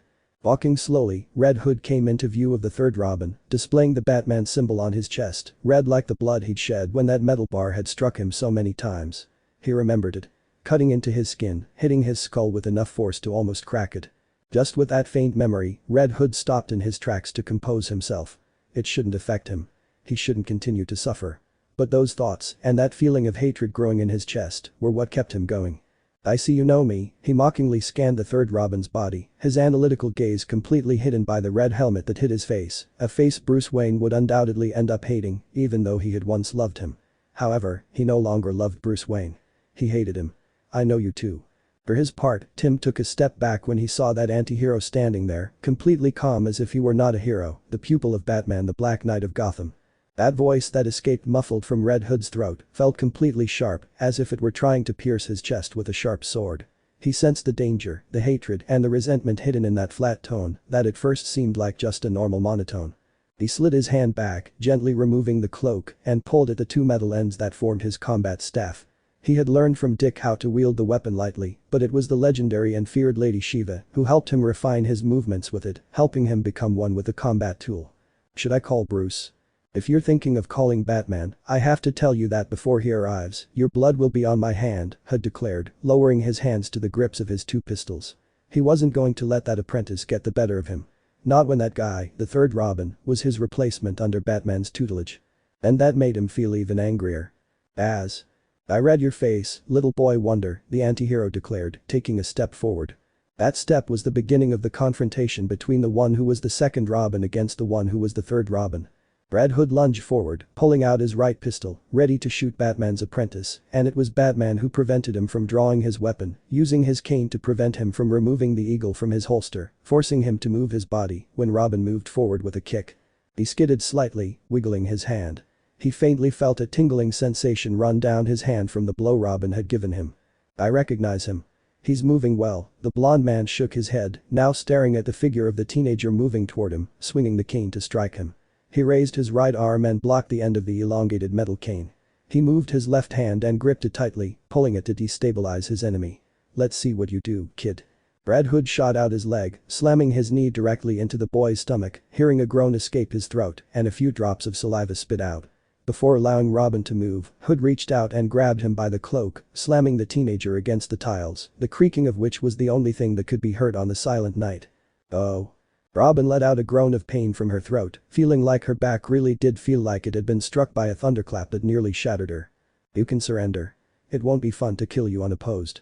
But I can be merciful if you truly fear dying fighting. He shifted his leg and placed his heel against the back of the third Robin's neck, forcing Tim Drake to bury himself against the pieces of tile, slightly cutting his mask and face. Seeing an apprentice of that bat kneel before me is truly very satisfying. Why do you do it? Oh? What a stupid question. He grabbed his enemy's cloak and yanked it open. The ripping of the fabric reached Tim's ears. The third Robin gritted his teeth as he felt his enemy's heel bury him completely. His mouth was flat against the roof, his lips feeling the shards of tile left behind by his previous blow. Do you hate him for something specific? He wanted to find that hatred, that reason why Red Hood hated Batman. He could understand the Joker, Black Mask, the Penguin, and hundreds of other villains Bruce had defeated and imprisoned in Arkham. But what motivated this guy he was fighting? Red Hood had even gone so far as to wear the bat-like mark on his chest, as red as blood. He abandoned me when I needed him most, he admitted, lifting his leg only to bring it down again, smashing it into the third Robin's face. And you took something that I will tear from your cold, lifeless body. Red Hood grabbed Roby by the hair, forcing the teenager to stay on his knees, his face facing the sky and leaning back. Was he going to die in that place? Once again, the sound of fabric filled Tim Drake's ears. The R for Robin on his chest, over his heart, was completely ripped out by Red Hood's left hand with a vicious tug, allowing his adversary to feel his anger, the dark feeling of hatred he had nurtured for years. Are you willing to die for that man? Hood asked, moving his hand so he could look at the golden R in his hand, rocking slightly between his fingers. He'd worn that R, that costume with the pitch-black cape, in an attempt to give himself an intimidating Batman look. He'd also worn those tights and that golden utility belt where he'd kept the batarangs he'd used for a time. Whenever you need my help, I'll be here. He gritted his teeth. He threw the piece of cloth out into the street and stared straight into the dark eyes of the third Robin, the one Bruce had replaced him with when he'd abandoned him to that stupid, deranged clown. Why hadn't Bruce learned that the Joker had to die, to be erased from that world? And? Red Hood remained silent as that monosyllable escaped the third Robin's mouth. Was he really willing to give his life for that man? For someone who might end up leaving him to his fate when Joker appeared again? Rage took over, he grabbed Robin by the remains of that torn and frayed cape and threw him hard, watching as the boy crashed into one of the gargoyles on the church bell tower, seeing fragments of it fall towards the street. Why you have that much anger? Drake spat out some blood as he tried to get up. A tug on his right arm sent him back to his knees, the excruciating pain of his dislocated shoulder dulling his mind. He couldn't think, barely able to speak. He recoiled, letting out a whimper as Hood sent him sprawling with his foot. I have more than just anger, kid. All those villains who have kept Gotham in constant fear will soon fear the true bat of the night. He thumped his chest with his left hand, while with his right, he pulled out the eagle and pointed it at the boy. The Dark Knight keeps fear in the hearts of villains, but he doesn't execute them. That has truly caused chaos and hundreds of deaths, with the various escapes from Arkham and chaos caused by the same negligence of your beloved Batman, boy wonder. And no, Gah. Tim Drake stopped in his tracks when Hood's heel pressed hard into his neck, forcing the teenager to gasp in order to keep breathing and stay alive. Is that your last word? Fine, I don't need anything else. And he pulled the trigger. The sound of the shot was drowned out by the sound of the midnight bells. Dams. He closed his eyes as the glass gave way under his fist. He bit his tongue as the glass cut the skin of his hand, buried in that glass he'd smashed using the rage that was eating away at him from the inside. He couldn't bear to see his son on that cold stretcher, on life support, in an induced coma. It had been a miracle he'd survived a point-blank shot. A shot that could have ended his life that night. And all because he'd decided to stay home, hiding from everyone so he could search for the true identity of the vigilante who had taken his symbol and begun using it for evil. Over the past few days, various establishments under Black Mask's protection were attacked before the same vigilante appeared at the company of Roman Sionus, alias Black Mask, ferociously attacking him. If he hadn't appeared wearing the Batman mask and suit, Black Mask would have ceased to exist at that man's hand. And strangely, he seemed to know him. He snorted, running his damaged hand along the railing, leaving a small trail of blood.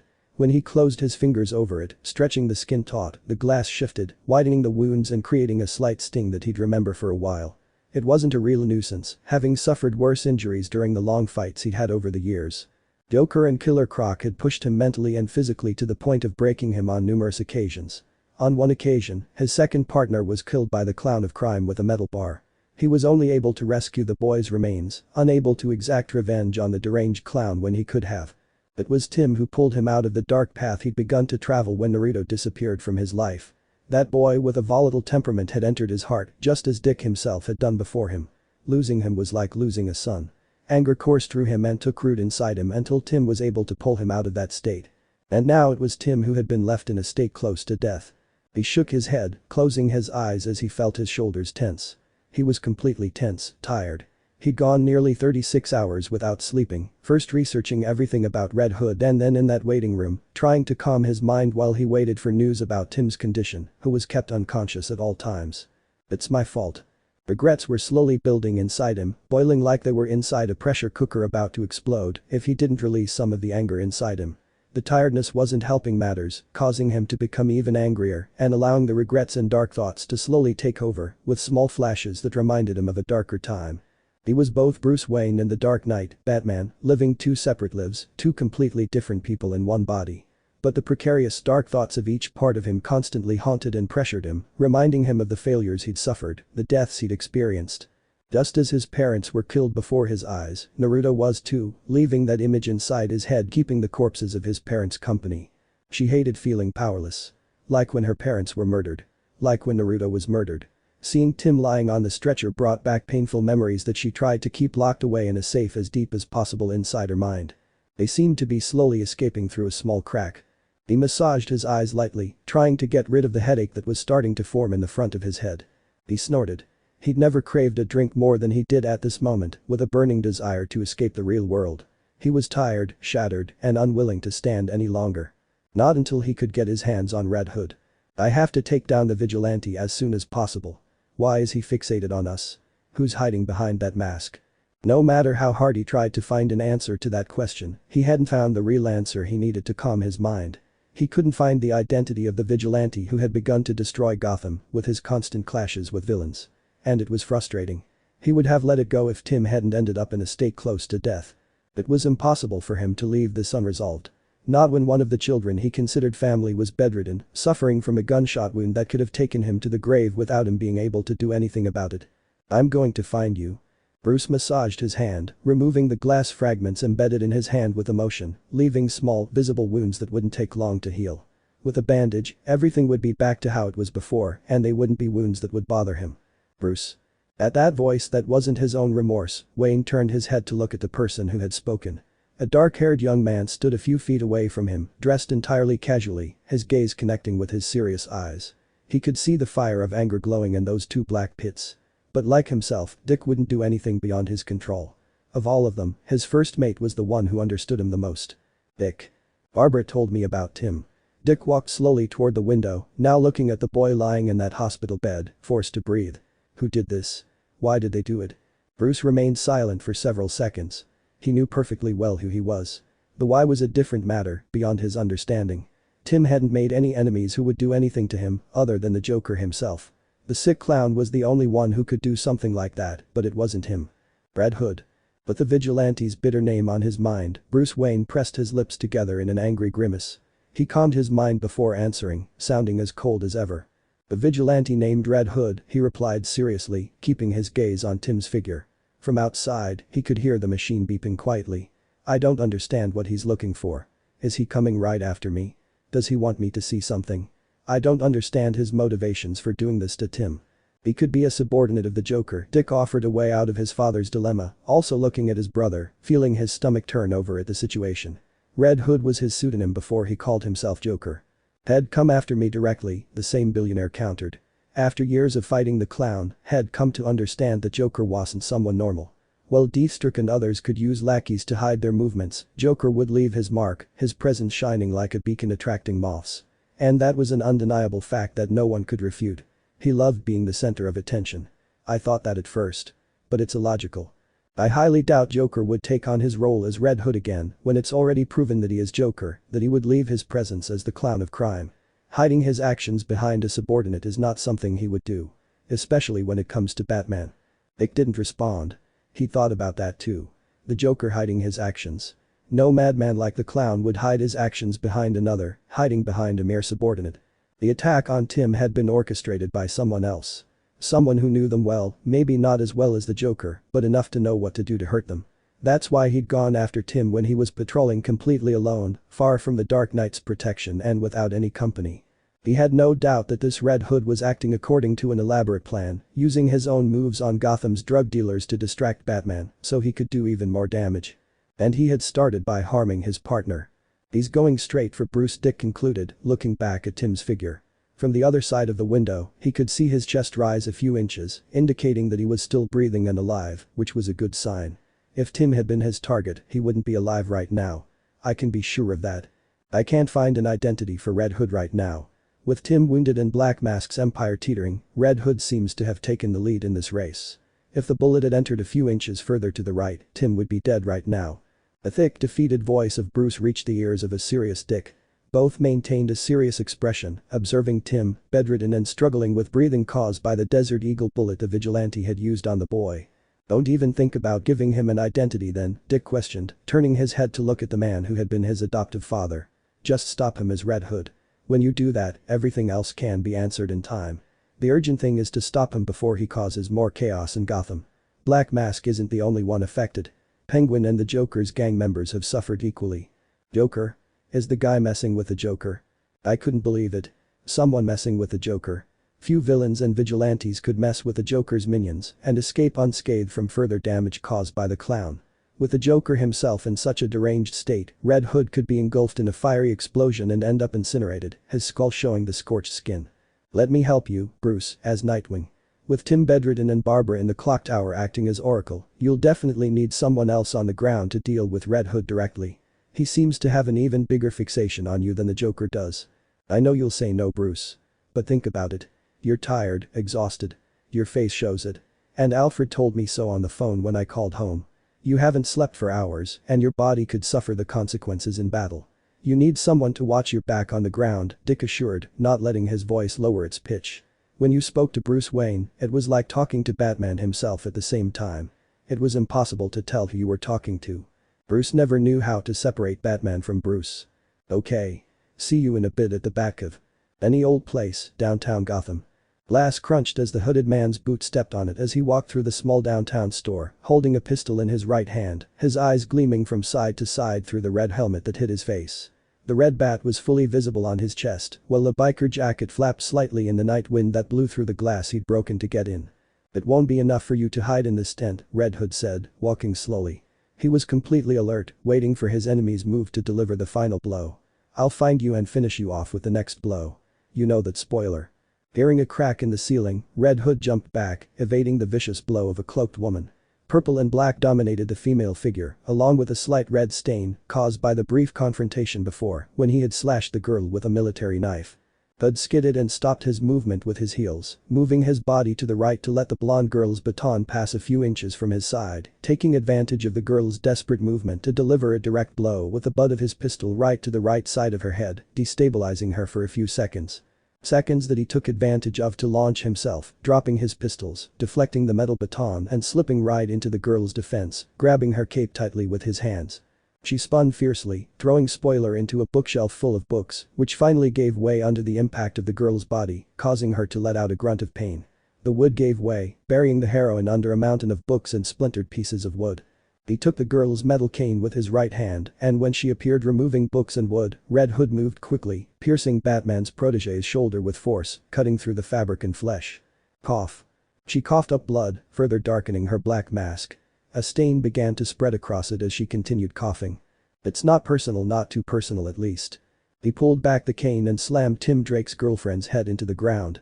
He was clipping the wings of bats. They were his prey. Last laugh. Footsteps echoed through a dark metallic damp hallway. Pipes were visible above, while ahead, more and more darkness awaited the runner who advanced along that winding path, stepping through puddles of dirty, stagnant water, trying to escape his predator, for he was being hunted by the one he had killed long ago. As the shadows finally faded into the open air, the man was completely exposed. His hair, dyed dark green and sometimes light green, was disheveled, falling to his shoulders and forehead, completely soaked. The makeup that covered his wrinkled, tired face had been dyed from white like lime itself to a red like wine itself, dark as night, coming from his own entrails, because the wound on his head still emanated this liquid that fell slowly like a river over the face of this man. Dressed in a purple suit and a green shirt and tie, the man twirled around on his feet, clad in rather oddly shaped shoes. If anyone could look closely, they would see small pieces of flesh dripping off them, scattering onto the ground. It wasn't his flesh, but he had seen more flesh completely crushed by a sledgehammer meant for him. Though his captor preferred a solid metal bar to hurt him. Certainly distressed, the man took off running. His eyes showed fear mixed with amusement, for to him this was a game of cat and mouse, where he was playing the role of the mouse until he was turned into a cat. Only this time the cat was a cat and the mouse would remain a mouse. Crashing into the door, the man desperately clawed at the handle, trying to turn it with a movement of his hands, feeling the metal it was made of slipping from his hands due to the salty mixture of blood and sweat. His gloves were left behind. Lame. The shovel crashed against the door, just inches from his head. Smoke entered his nose, and the sound reverberated over his right eardrum, as if a gong had been struck. Ha ha ha. The man, deranged, only laughed, turning his head and opening his eyes wide, filled with madness, an insane madness that had led him to commit the greatest atrocities in the world. Run, mouse. Run for your little mouse, he began to recite, pressing his back against the door as another pair of footsteps echoed in the room. Because the cat is already here. Showing himself, Red Hood kept his eyes fixed on his new prey. After dealing with the new Robin and his girlfriend, he had finally decided to go for the bigger game, as Batman's other companions didn't need to be punished. Perhaps not right now, as he enjoyed tormenting his beloved mentor with the fatal wounds of those he loved too much. Kitten.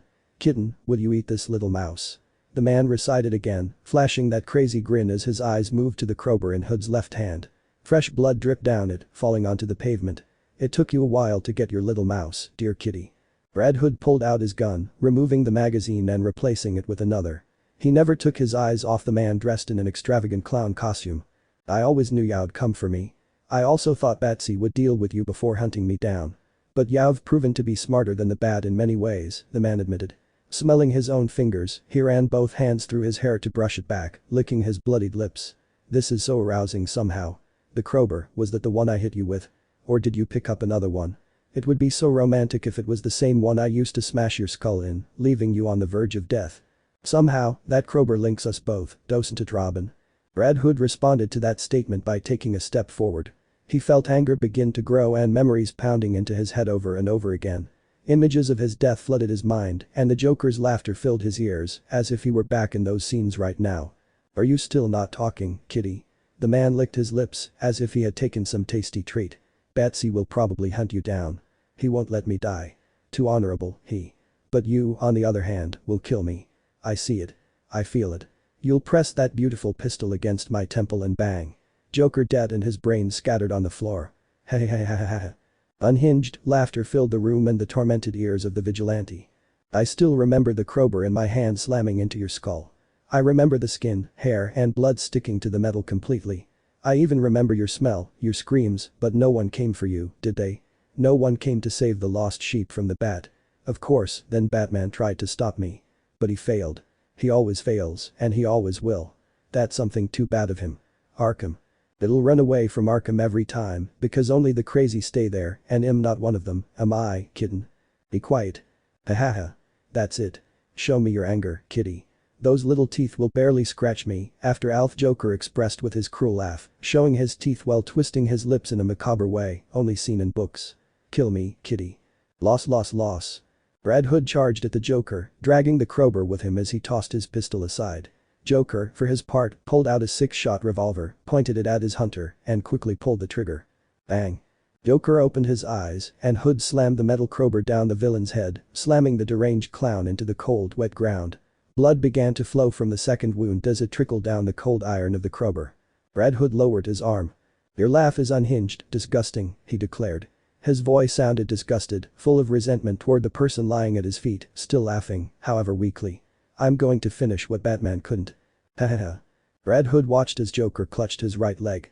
His face was covered in blood, and his laughter still filled his ears, making the memories vivid for several seconds. Be quiet. Brack.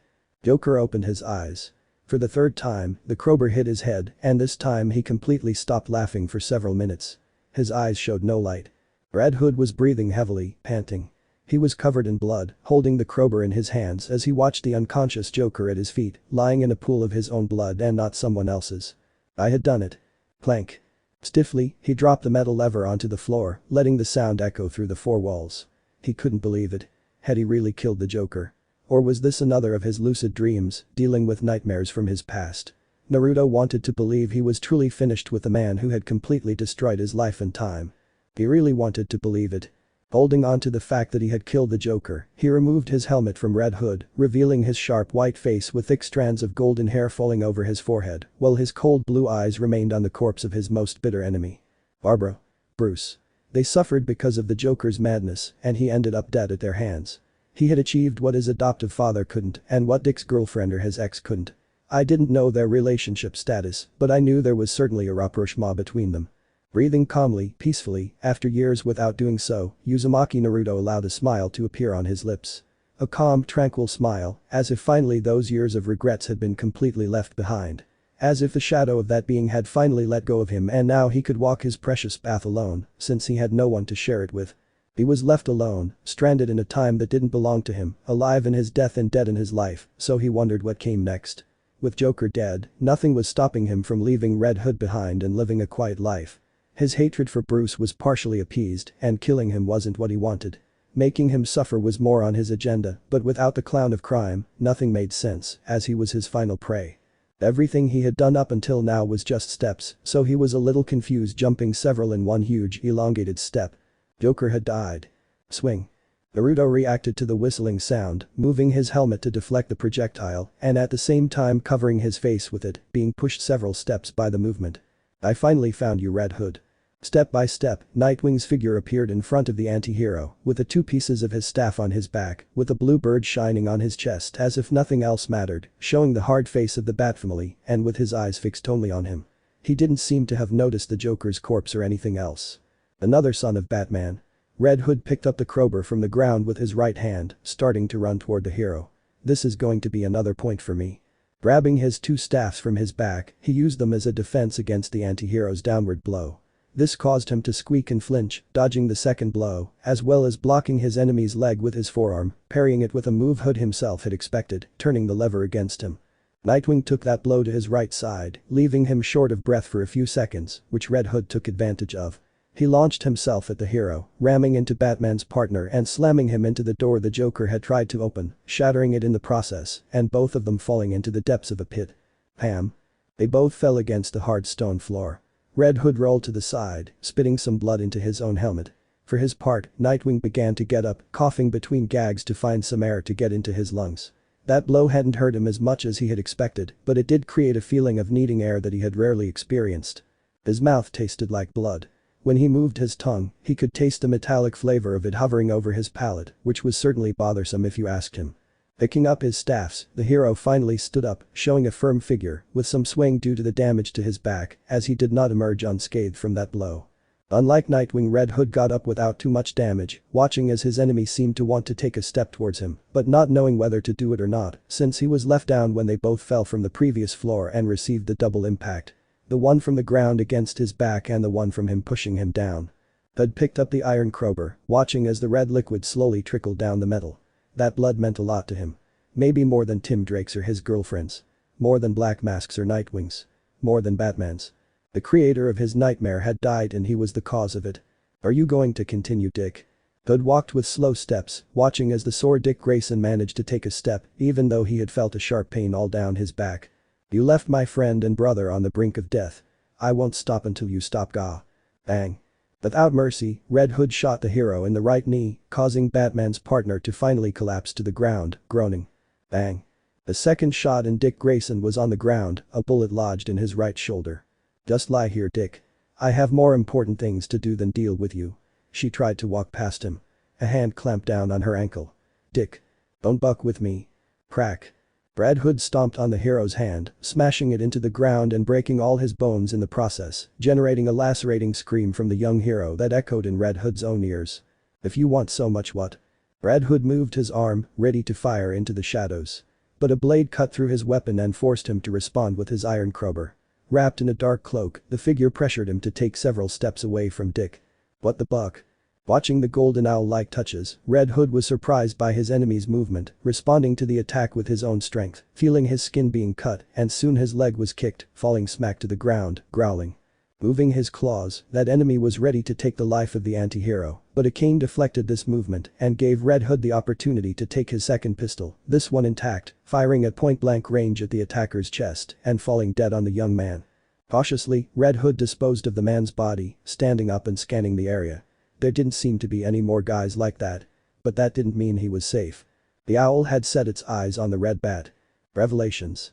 Sinking in the muddy water of the sewers, tired, breathing heavily, his helmet fractured and his suit cut in several places and showing slight scratches, Red Hood carried Nightwing on his back, wounded in the leg and in his shoulder by 2 gunshot wounds that he himself fired before being attacked by a man in a dark suit and with owl-like adornments after the confrontation with his adoptive brother. But the guy he'd killed by shooting him in the stomach hadn't been the only one attacking them. Moments before he could grab the hero and Batman's partner to escape, more of those guys had jumped on him, forcing him to use a little more of his own strength and put aside his guns, as these guys seemed trained in hand-to-hand combat, skillfully using both the blades on their forearms and claws and the swords they carried on their backs, as if they were ninjas. Outnumbered, Hood made the sole decision to flee the scene, carrying the wounded hero on his back and causing an explosion that buried the entrance to the sewers they had taken to escape, but he was not fooled. In the room where he and Nightwing fell for their confrontation, there was another entrance to the sewers besides the one they had taken, so their enemies could use this one to hunt them down. And that was what he, as a vigilante, expected. The enemies would take the opposite path and intercept them in the sewers, forcing them to fight to the death if necessary. I wasn't up for that kind of games. Suddenly, the sound of his feet hitting the dirty water stopped completely, causing Nightwing to let out a growl at the lack of movement and lift his head from the anti-hero's back. Without any explanation, Red Hood placed a small patch on the thick wall and walked away still carrying the hero on his back. He pressed a button. Click. Boom. The wall collapsed in the face of the explosion, shaking the tunnel they were both in, causing the water itself to move in the waves from the small explosion. It wasn't too strong, but because it was created underground, the vibrations traveled to the surface, gradually losing their force. "Are you taking shortcuts now?" "Be quiet." Red Hood walked toward the freshly dug hole, hearing the echoing water dripping from the pipes, all traces of his pursuers hidden. They could very well be coming toward them right now, and he wouldn't know it. But he was prepared to fight them with his bare hands. He was out of magazines, and the all blades shouldn't be used unless it was a true last resort. And he still had all the fighting skills bestowed upon him by Lady Shiva, Deathstroke, and countless other masters Ra's al Ghul had hired to train him as the next head of the demon, the next leader of the shadows. "I can walk on my own." Nightwing grunted as Hood finally let him fall to the ground. Searing pain shot down his side as his injured leg abruptly hit the ground. Maybe he wasn't truly ready to hit the ground, but he wasn't going to be carried when they were being chased by strange men. Away from the fight, Dick Grayson had watched as Red Hood shot one of the men at point-blank range, only for the same man to get up as if nothing had happened, a bullet hole in his suit and body, but no fresh blood showing, despite having been shot squarely in the stomach. Only pale, rotting skin remained completely visible. If he, as a member of the Titans, hadn't seen unrealistic things, seeing a zombie would have seemed like a joke in poor taste. However, with all his experience, it didn't seem out of place at all. If John Constantine could cast spells and speak to demons, who was he to judge the reality of zombies? Everything had become more realistic for him since he started on the path of a hero. "We must continue. I don't have the resources to deal with a horde of undead," the anti-hero pointed out, looking from side to side at the tunnel he had invaded, passing through the collapsed wall. "I don't even know how many there can be." "Why are you helping me anyway? You put Robin in a coma. You attacked Spoiler by impaling her with a crowbar. You shot me and would have kept going if that guy hadn't attacked you. Why take me out of this place?" "Robin. Spoiler. You're Batman's family. Attacking you directly is the fastest way to make the Bat suffer mentally. I want to break him by the time our confrontation comes and for him to die by my hands, or so I would have licked," the anti-hero explained, finishing the sentence with some hesitation. Now, with the Joker's death at his hand, he no longer really had anything tying him to hatred for Bruce Wayne Batman, beyond his resentment at feeling abandoned. His personal goal was completely fulfilled with the clown's death. Look, my goal was always to kill the Joker above all else. Making Batman pay for leaving me aside was something I had to do. Simply that. And Hood started walking again, reactivating the sound of his feet hitting the water. Wait. Nightwing shouted, stumbling after the anti-hero.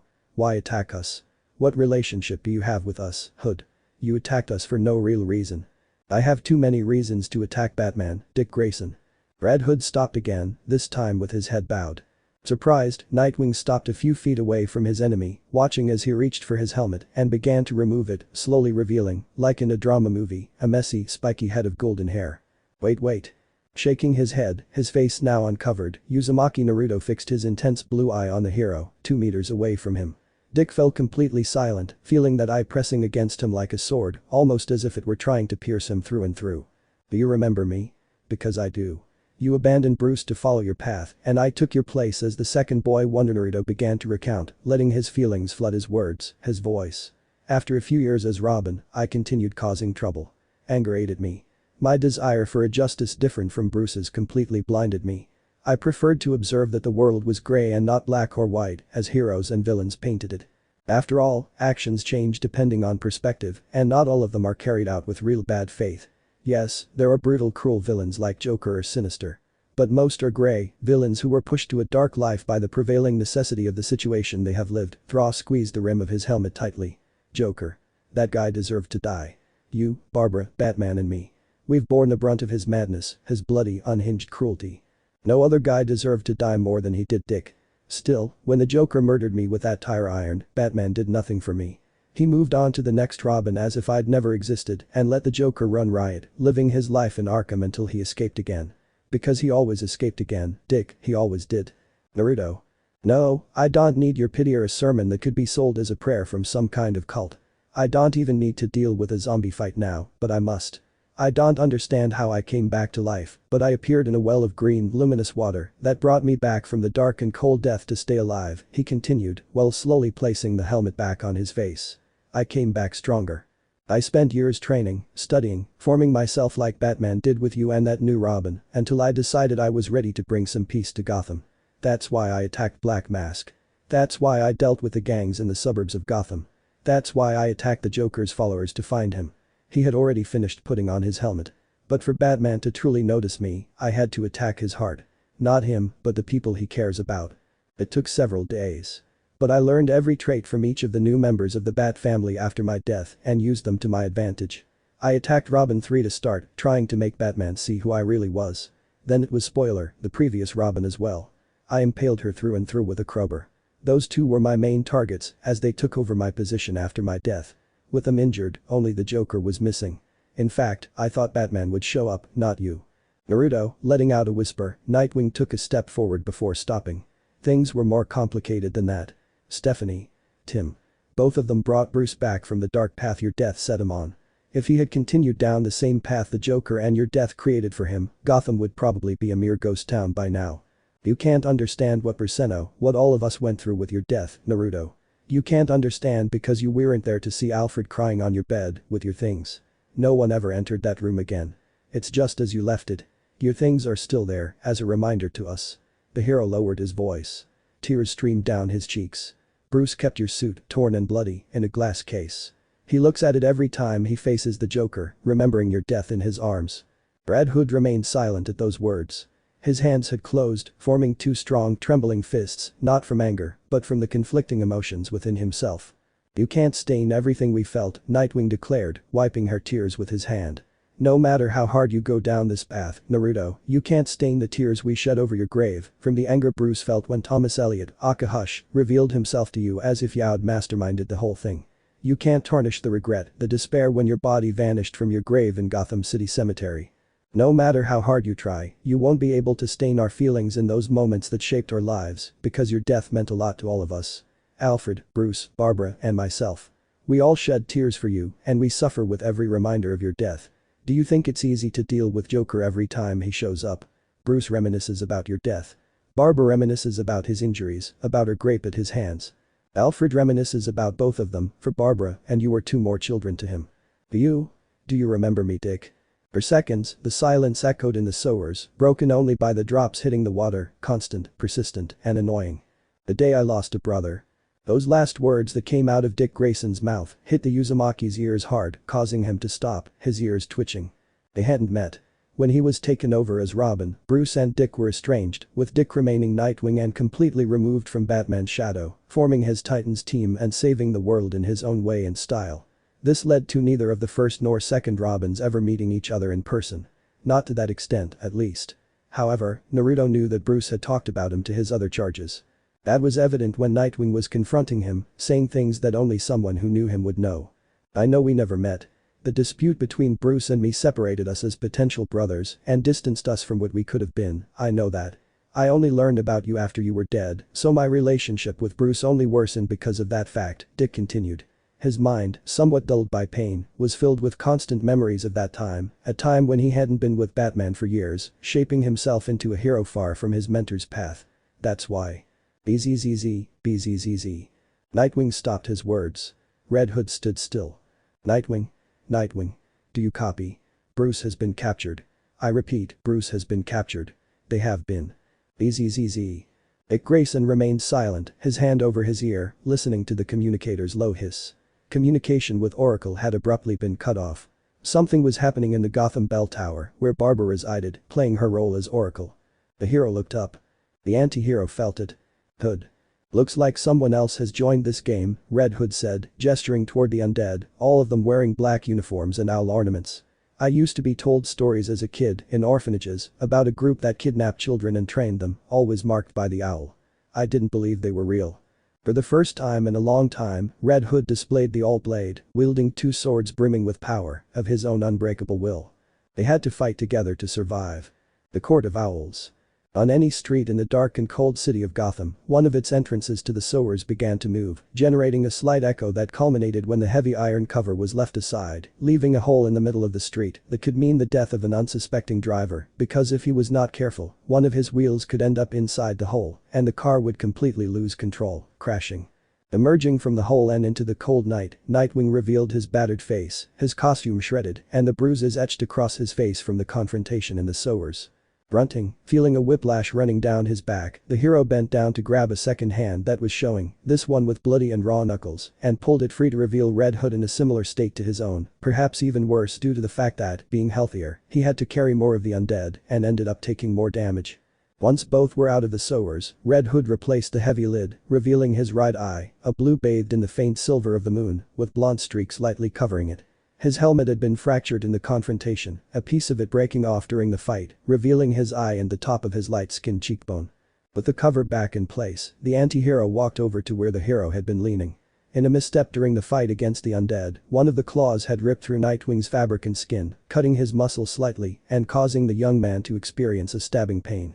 If he hadn't shot him in the leg, he probably wouldn't have suffered that accidental wound because it truly was accidental. The injured leg, as well as the wound caused by his gun, were the accidental causes of Nightwing's inability to evade such a simple movement. "We must continue." Before Hood could say anything, Nightwing had already stepped forward. Different scenarios flashed through his mind, all of them with a wounded Barbara and a dead Bruce lying in a pool of blood. And all because he'd decided to follow Red Hood completely alone, seeking revenge for what happened to Tim, and not expecting this new enemy to be Naruto, a member of his own family who should be dead, buried under meters of wet earth, eaten by maggots. "In your state, you're more likely to end up dead," the anti-hero pointed out, helping the hero lean back against a lamppost. "A simple movement like that already caused you a wound. If you rush into battle like this, you'll probably end up dead." "I'm not going to leave them at your mercy, Hood," the hero hissed, starting to get up, ignoring the stinging pains running through his injured leg. "Bruce, Barbara, even Alfred. They'll all be at the mercy of those owl-masked men."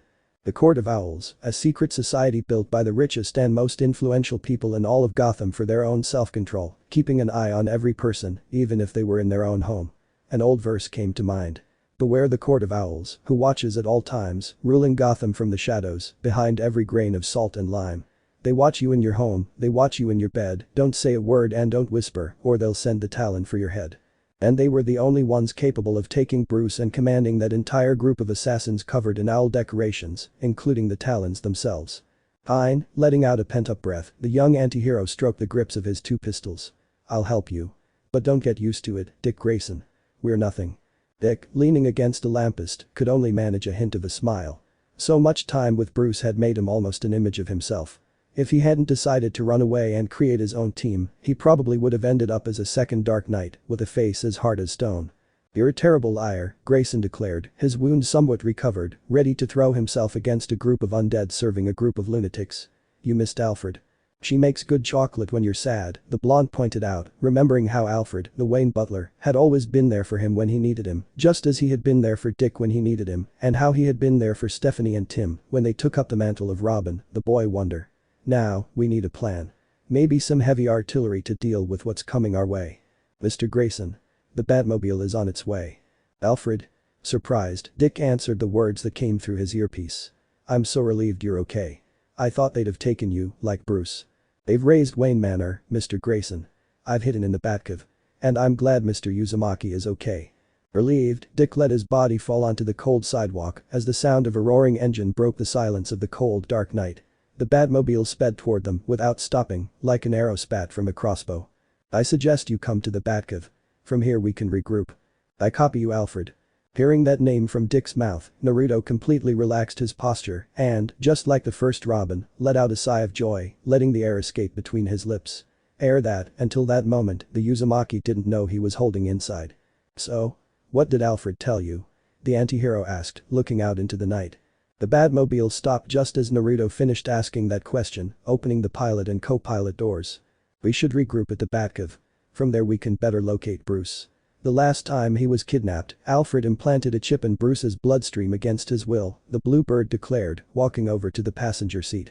"He was willing to fight, but he couldn't drive to the base. It would truly be suicide for them. You drive. I hope you remember how to get there." "I do, Dick." Sitting in the plush driver's seat, Red Hood slammed his foot on the Batmobile's accelerator as the doors slammed shut, scorching the asphalt and roaring down the nighttime street, watched by a few passers-by. Over the years, the inhabitants of Gotham stopped being surprised by that extravagant vehicle. It was simply a sign that Batman was hunting his prey. "What are we up against?" Having been overheard by Alfred, Dick decided to try to investigate the enemy that had partially defeated them. Taking Barbara and Bruce with him, and with Tim and Stephanie injured, he was the only one left to deal with the enemy, with Naruto helping him partially for the time being. "The Court of Owls," the red-hooded man whispered. His lips trembled. His hands gripped the steering wheel tightly. Stories, myths, and legends. Court was only mentioned in scary tales. In the stories parents used to keep their children on track. But he had seen them. Talon, the court's assassin, its greatest weapon and enforcer, was completely real. He'd contacted him long ago when he'd left the League of Shadows base with an offer for Batman's head. And he took it. He was going to kill him anyway. Aren't those stories bedtime stories? No, the Uzumaki firmly denied the question posed by his co-pilot and current partner. "The court is real, just like you and me.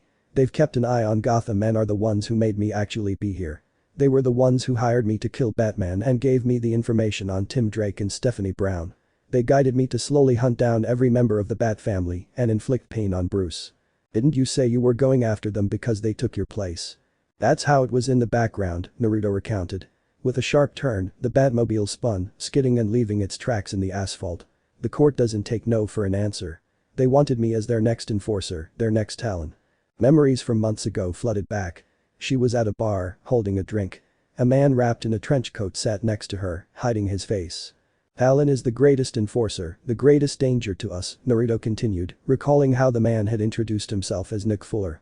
"Trained in 1,000 martial arts, he's been trained to carry out the court's orders to the very end. I suppose they want to take out Bruce and Batman." "I understand Batman. But Bruce?" "Alan Wayne. Billionaires and powerful, the court is hiding in plain sight, Dick. They're the upper echelons of Gotham and they can do whatever they want. Alan Wayne was a target and a member of them. The changes Bruce made are likely to the displeasure of the court and they've decided to execute him." "Why do you know so much?" "Like I said, they found me and tried to hire me. I'm not one to take on a job without information about my benefactor.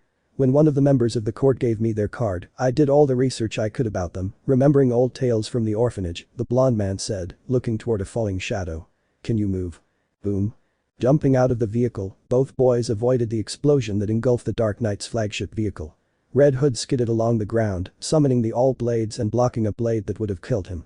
Using his legs like springs and deflecting his enemy's blade, the red-hooded man swung his All Blade through the attacker's side, splitting the undead in two with his sword's mystical blade. They are all the same. Nightwing deflected a stab from one of the men. Despite the burning pain in his leg, the hero managed to knock his attacker down with his foot, creating a crunching sound that reached the ears of Red Hood, who was engaged in another fight.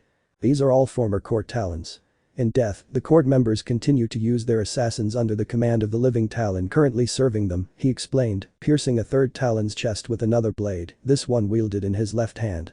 They're not alive. They've been dead for at least hundreds of years. It appears they've been reactivated by the court to hunt us down and stop us. They want Batman and Bruce at all costs. I won't allow it. Refreshed, Nightwing launched himself at his attackers. Using his batons, the blue bird brought down several of the Talons, causing his injured leg to give way, sending him crashing to the ground with a grunt. His mouth tasted like blood. Slash. Arg.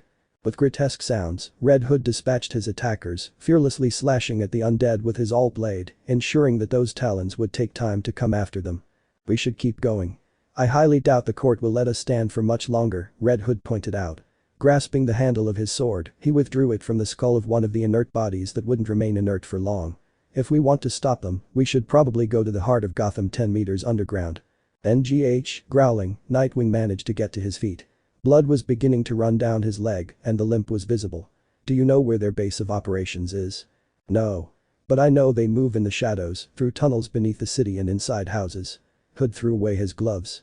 The one on his injured hand had been reduced to simple strips of tattered leather. No one can be safe when they're lurking.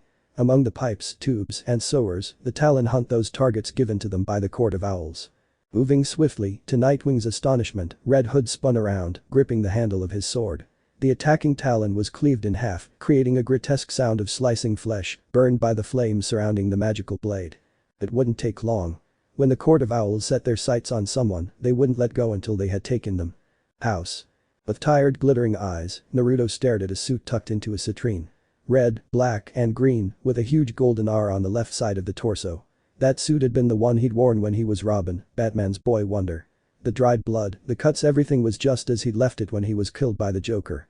The memories of the iron hitting his head returned constantly, heavy, as if he were receiving them now. Massaging his eyes, the blonde slumped into the chair Bruce usually sat in front of the computer. He felt the leather yield under his weight, conforming to his body. He'd been there years ago. Maybe longer, considering everything that happened when the Earths collided, when that guy called the Anti-Monitor tried to destroy the entire universe. It was after those events that he, the second Robin, emerged from the cold darkness of death, appearing in the Lazarus pits that belonged to the League of Shadows. He breathed. He filled his lungs with the cold, damp air of the Batcave, while trying to keep his head clear. Searching for the Court of Owls' hideout throughout Gotham wasn't easy. They controlled every house, every alley, every corner of that putrid city. Their eager eyes always seemed to be watching from the shadows. If anyone really paid attention to the stories about the court, no one in the city would be safe, whether child or adult, because the owls would always be on the lookout, waiting for any whisper that indiscriminately escaped from their prey, their toys. All of Gotham was his playground. Frowning, the anti-hero kept his eyes on the map flickering in front of him, showing the entire city, its entrances, and the lower levels where the sewers were. But it wasn't a map of present-day Gotham City. Following the line his mentor, Bruce, would have taken, he followed a hunch and picked up an even older map, one from before the remodeling done by Bruce's father, just as his great-great-grandfather had done with the construction of the city. Observing those plans, Naruto was able to make out the various hidden passageways, tucked away within old buildings scattered throughout the city, that seemed to connect to each other, all converging on a central point. The Gotham Theater. Or rather, a floor below the theater itself, with enough space to recreate the Greek assembly with its 300 senators. With his hand under his chin, the young anti-hero scanned the map, scanning each possible path. There weren't enough to take every building in the city that still had a passageway. Not even Tim or Stephanie could pull it off, and that was clear. There were at least 100 possible entrances, if not more. I would need an army. Trying to find a solution, the young man was brought out of his thoughts when a tray was placed beside him, containing a coffee with milk and 2 sugar cubes, just the way he liked it. There were also a couple of pastries next to the cup. Alfred. The words had barely left his mouth. Naruto might be ruthless, hold a huge grudge against Bruce, and murder every villain in the city. But he could never hurt Alfred Pennyworth, the most faithful butler he'd ever seen, no, the most faithful person, actually. Everyone had a price. Everyone had an ideal. Alfred would always stand by Bruce no matter what, at his side, even if Superman came after him. I still remember when you first tried Turkish coffee, Master Uzumaki, Alfred declared, slowly withdrawing from the small table where he had placed the appetizer. You didn't like it at all. You declared that you preferred something much sweeter. It was too bitter. Naruto delicately took the coffee cup, smiling at the memory. I never knew how Bruce could take it during his meetings with the Middle East. He always puts on an act, sir. He'll always keep that hard face, hiding his feelings. Like Mr. Kent, Bruce is a symbol of hope.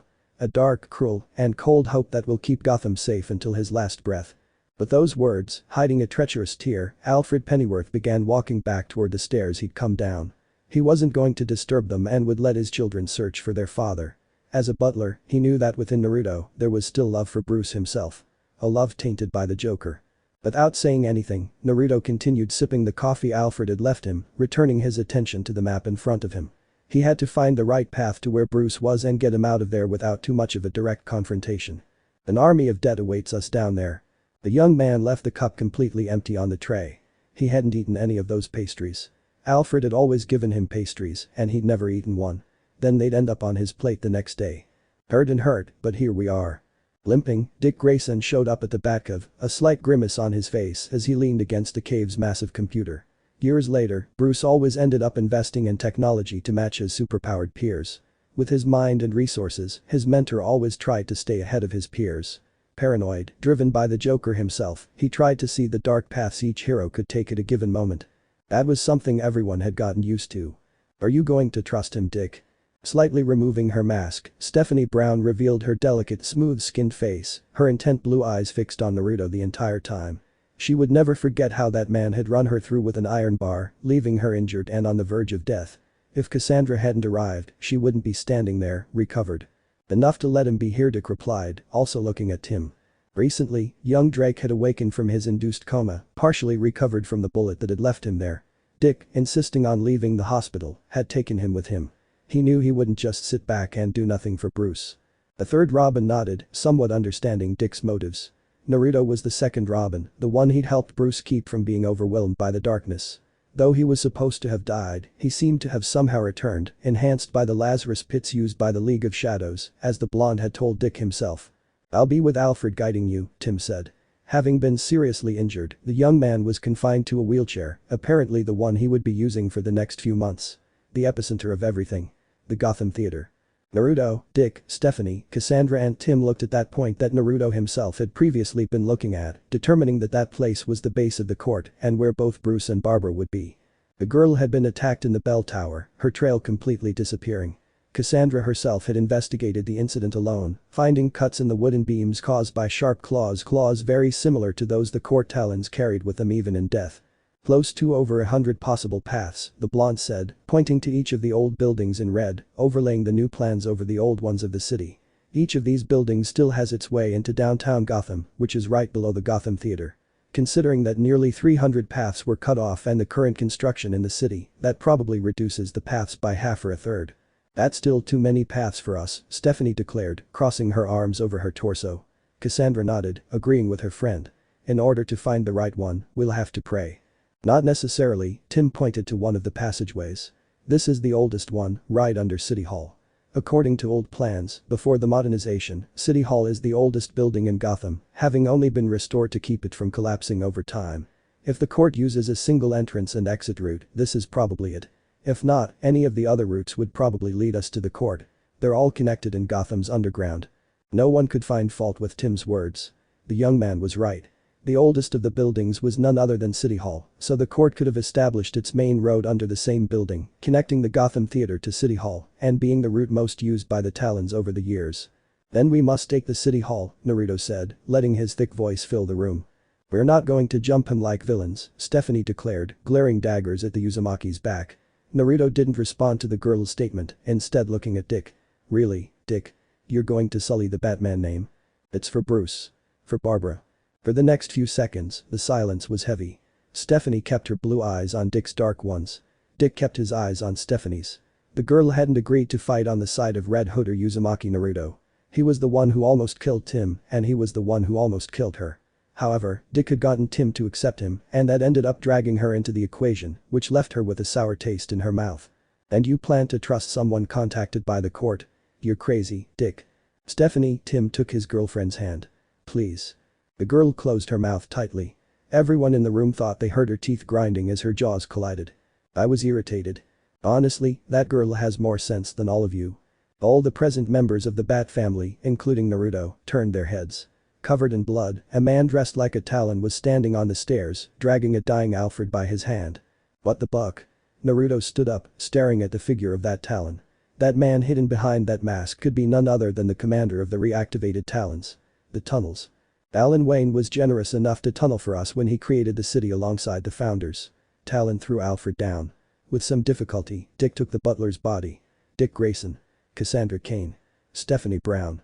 Tim Drake. And Uzumaki Naruto. Every Robin at the time, reunited to save their father and mentor. Seriously, Red Hood? I thought you knew better. Joining the court as the next Talon was better than standing in the shadow of the Bat. I'm not in his shadow, Naruto readjusted his leather gloves. I do things my way. With the Joker dead, I can gut your cold corpse with my bare hands. Naruto. The young man moved his hand, taking with it the helmet that turned him into Red Hood. Hey Dick. Go ahead with these two walking hotties. The helmet fell into place, obscuring his face. A burning blade appeared in the anti-hero's right hand. I'm one of the fittest. And you're going to need the girl who doesn't talk too much. Red Hood stepped forward. Alfred groaned. And I'm really pissed off. Fighting with Bruce. Almost killing Tim and Stephanie. Hurting Dick. Bound to hurt every member of his adoptive father's family. Killing the Joker. Bringing justice to Gotham City, a real one that would leave villains dead forever. As a vigilante, a killer, someone who saw everything in gray, he was willing to even kill himself. But hurting one of the people who helped him. Laying a hand on Alfred made him feel nauseous. And Talon had done it. With a flick, all blades streaked across the sky perpendicular to the earth, while its wielder placed his body weight on both legs, allowing his arms to swing freely with all the strength he possessed. Clink. Talon stopped Red Hood's sword inches from slicing his neck, using the claws on his right arm as he also stepped forward, retracting his left arm to drive the opposing claws into the anti-hero's chest. Seeing the movement his enemy was making, Red Hood moved his hand and summoned a second all-blade, using the blade to stop the second pair of claws, creating with the clash of both metals, a sound that reverberated in the cave. Talon stopped his thoughts. He was surprised. He knew the boy had potential, that he was good, but it seemed he'd underestimated him a little. Leaping back, the court assassin took a running start and kicked Red Hood in the chest, knocking the anti-hero to the ground with a swift movement. The red-hooded man's swords flew off, and Talon took this as his moment to run his claws through his enemy. Rash. Drops of blood trickled down the tanned claws. Talon stared in surprise, watching as the Wayne butler had placed his body between his claws and Red Hood's without any fear. Alfred. Astonished, watching the blood stain the butler's uniform, Red Hood kept his eyes open, watching that moment, kneeling with his hands on his legs. Talon hadn't withdrawn his claws yet. Mr. Naruto. Don't you think you should rest? Even if it doesn't seem like it, Mr. Bruce cares about you. Tears began to well up in her eyes. Master Naruto. Maybe you should meditate. Bruce does that when he has to fight his demons. I know you have too many. She stifled her tears inside. Mr. Naruto. Maybe you should tell Mr. Bruce how you feel. He's tough, but he loves you. Maybe if you made the first move. Oh. Mr. Naruto. Please pull yourself together. Letting rage eat you up from the inside will only cause you more trouble. Rash. Talon withdrew his claws and pushed the wounded butler aside. He started walking toward Red Hood. He would kill him with one move. Even if Mr. Bruce never says it, I will. I'll always be there. No, we'll always be there for you. Every second of the day, of the week, of the month, and of the year. Reek. Talon opened his eyes. The claws on his right arm dug into the anti-hero's arm, piercing through skin and muscle. Can you still move? Dick, the anti-hero whispered, trying to communicate with the one who should act as the older brother to them all. Go save Bruce. I'll take care of this son of a bitch. Rash. Swift and guided by years of reflexes, Talon evaded the fiery, swift slash delivered by his enemy. Head bowed, Red Hood began to rise as the sounds of moving vehicles filled his ears. You should have joined the court, boy. You know what? I'm going to ignore the court and your advice, you bucking useless bird. With a flick of a switch, Red Hood shed his leather jacket. A second all-blade appeared in his left hand. I hope you're willing to die for those useless people I'll gut because I'm willing to do it for the man you wounded. Raising his face, Talon noticed Red Hood's right eye, visible through the fracture of his helmet.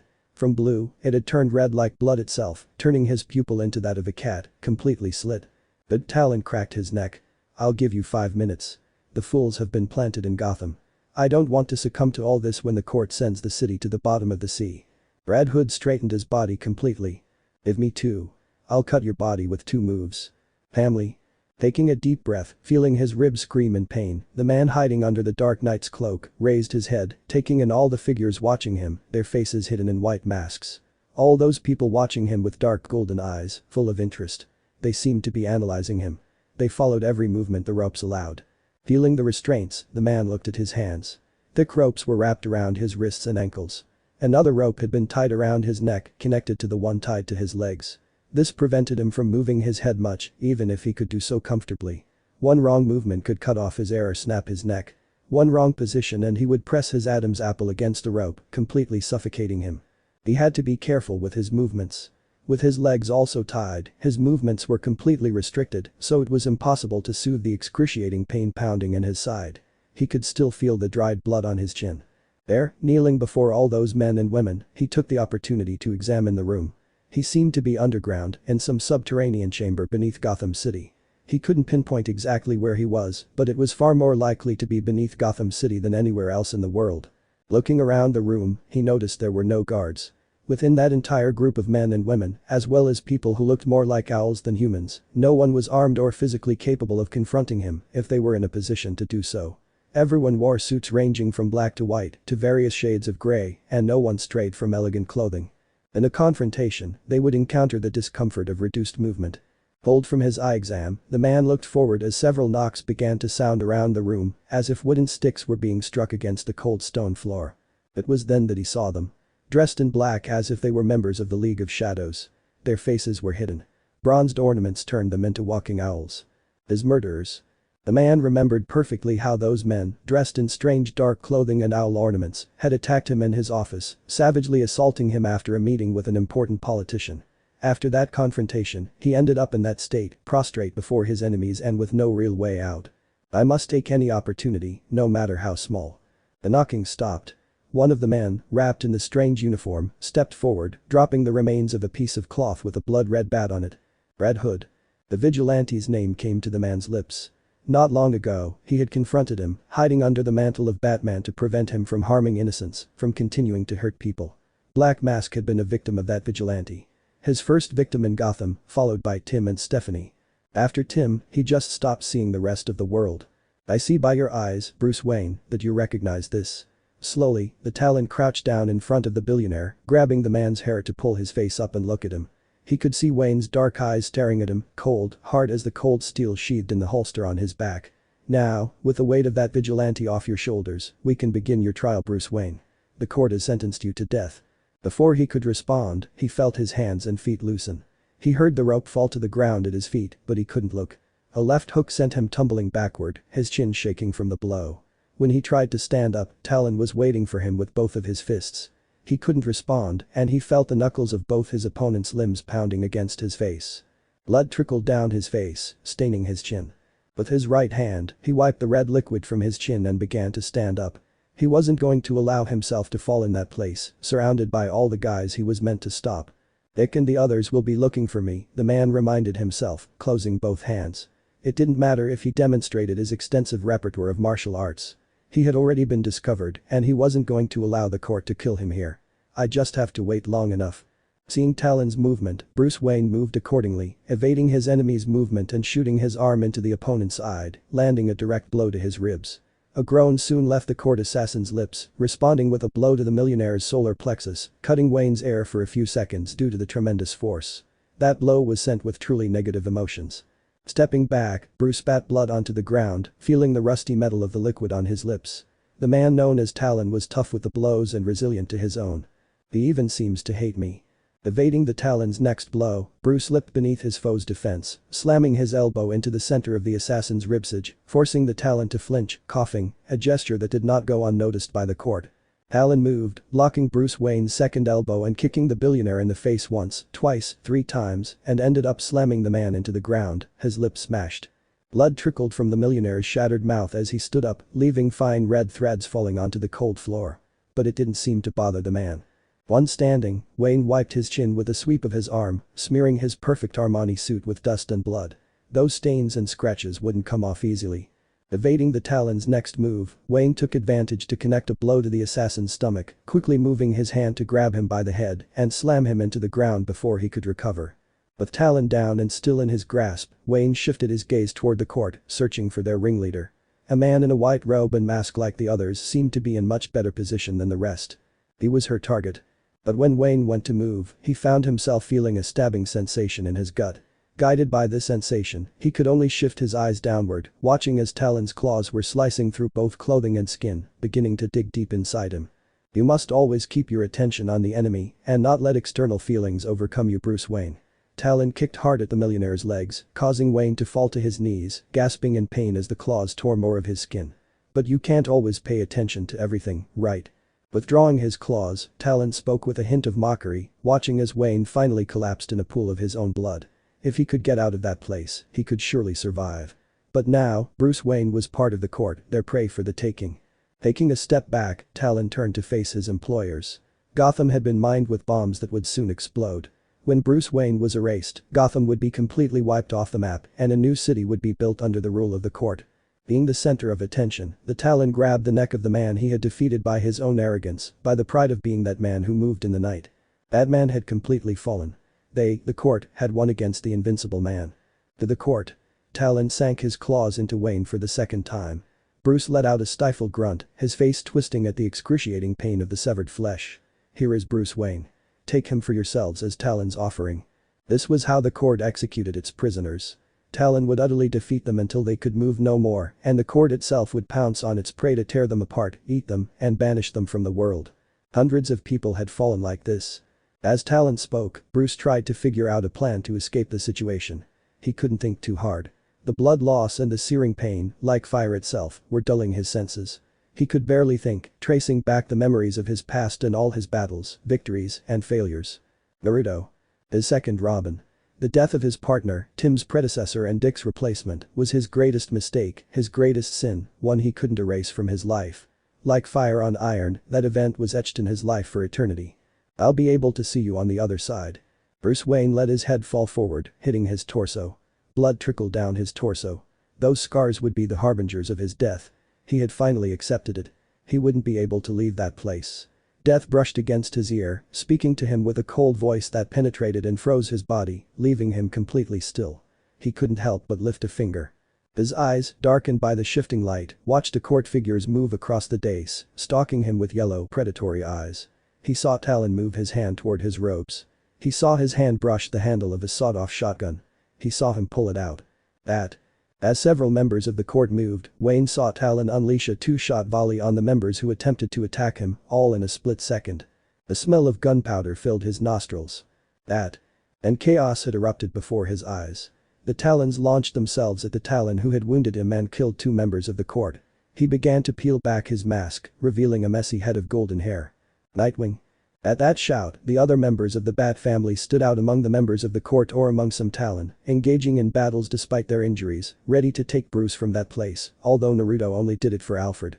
Throwing his sawed-off weapon aside, the Uzumaki drew the sword from behind his back, blocking the claws of another Talon. It didn't budge much, but the wound caused by the Talon in the Batcave was really bothering him. NGH. Dropping his hand, the blonde man took a knife from his waistband, driving it through the undead's chest. The undead couldn't die, but if he applied enough force and cut the undead away from his legs, he would finish off the revived creature. Doing exactly that, he twisted the knife and slashed upward, severing the Talon's wrists with emotion. Before the Talon could move or react, he snatched the katana and sliced the reanimated assassin in two, leaving the blade embedded in the dead man's spine. His bones really are tough, Naruto admitted, tugging on the leash and dropping the rest of Talon's weaponry. Oracle, putting his hand to his ear, he contacted Barbara Gordon, the girl they had rescued a few hours earlier. Situation. The timer has started. The court really will send Gotham to the bottom. Naruto. Disbelieving, forgetting the pain coursing through his body from his wounds, Bruce Wayne stared at the more adult, sharper face of the boy he'd taken from the streets. He couldn't believe it. He couldn't even think about how he was still alive, despite discovering his body had been stolen from the grave he'd placed there. Bruce, Naruto answered Wayne's call somewhat coldly, looking into the millionaire's dark eyes. It's almost a pleasure to see you, if it really is a pleasure. Are alive? That's something even I don't know, the young man admitted, his eyes scanning the movement of the court members. I'm not going to give you details. Alfred asked me to rescue you from this place. And for him, I'll get your pompous ass out of this place, even if I have to kill all of these people. Then Naruto tossed his robes aside. Showing off his Red Hood attire, the vigilante unleashed his all blades, one in each hand, taking on a pair of talons who charged at him head-on. The sounds of blows, gunfire, and swords slicing through the wind replaced the court members' chirping, their small murmurs, and their bloodthirsty tongue clicks. Spoiler. Batgirl. Moving in sync with Naruto's command, Stephanie Brown and Cassandra Cain moved to release the pressure that was bearing down on the anti-hero, who threw his swords to pin a third talon to the wall. Bruce. Spoiler moved, knocking down 2 more talons. Nightwing. Someone take him. Knowing that Wayne was the weak point, the court would try to take them over, so they would have to defend him. With this in mind, Naruto closed his eyes and moved his arms as he let out a breath through his lips. A huge number of swords appeared around him. Old blade. Capturing every talon in that room, at least the ones that remained, Naruto made the extra effort to fire each of those swords at the undead assassins, piercing them directly through the center of their chests and pinning them to the walls. Sweat ran down his face. That was amazing, Spoiler admitted with admiration, trying to forget that she was hit by that boy. But. Forget what he did, Nightwing stated calmly, placing his staffs on his back. It's only natural that he did what he did. From this point, the family can grow. Still sweating, with thick drops falling down his face and pearling his skin, giving it a pale glow, Naruto walked slowly toward his former mentor, who had fallen and wounded himself. Perhaps Alfred was right. His real goal had always been to kill the Joker, to take him and pay him back for what he had done to him. And he had achieved it before being engulfed by the court. And his revenge against Bruce lacked any real foundation now. Crouching down, he helped Wayne lean against himself, lifting them up. He could see the blood on the floor, a dark pool that looked black. Naruto, Alfred talks too much. He always does. He talks too much so we can stay tough, Naruto muttered, taking on most of his adoptive father's weight. And he told me about what happened. You thought the Joker died when that helicopter exploded. And he always manages to survive somehow. It's just too strange. But I'm not going to hold this against you, Naruto sighed. Don't expect me to forgive you, for I'm still buried in the deepest darkness. It's not something I can forget. The Lazarus pits have pushed these feelings further than I'd like, and they were certainly bothersome. But let's stop being sentimental. On Bruce's other side, Nightwing shouldered the other half of his adoptive father's burden. We're going to save Gotham. As a family. For Alfred. Sacrifice. Gotham City, the darkest city in the world, the one with the highest crime rate until the arrival of the Dark Knight and the Bat family. From it came cruel and insane villains like the Joker and Harley Quinn, both madmen who would do anything to get what they wanted. The people's lament, although in the case of the Joker himself, it was Batman's suffering in particular. Now, the entire city was filled with bombs that the court had placed using the undead for the task and their current talent, although the latter was eliminated by an anti-hero of the Bat family. Red Hood, who was the same Uzumaki Naruto, the second Robin and Batman's partner for a time. Naruto had achieved his goal during his time in the city. He had killed the Joker with his own hands, the man who had beaten him to death, the man who had appeared in his dreams to constantly torment him in the same dream, in the same nightmare that had been torn from reality. And, even though he had achieved his goal, even though his hatred for Bruce was still there, he had simply pushed it aside, and instead of leaving Gotham like his instincts told him to, he had run when the court's declaration reached his ears with loud, recurring, dark, cold, and evil words.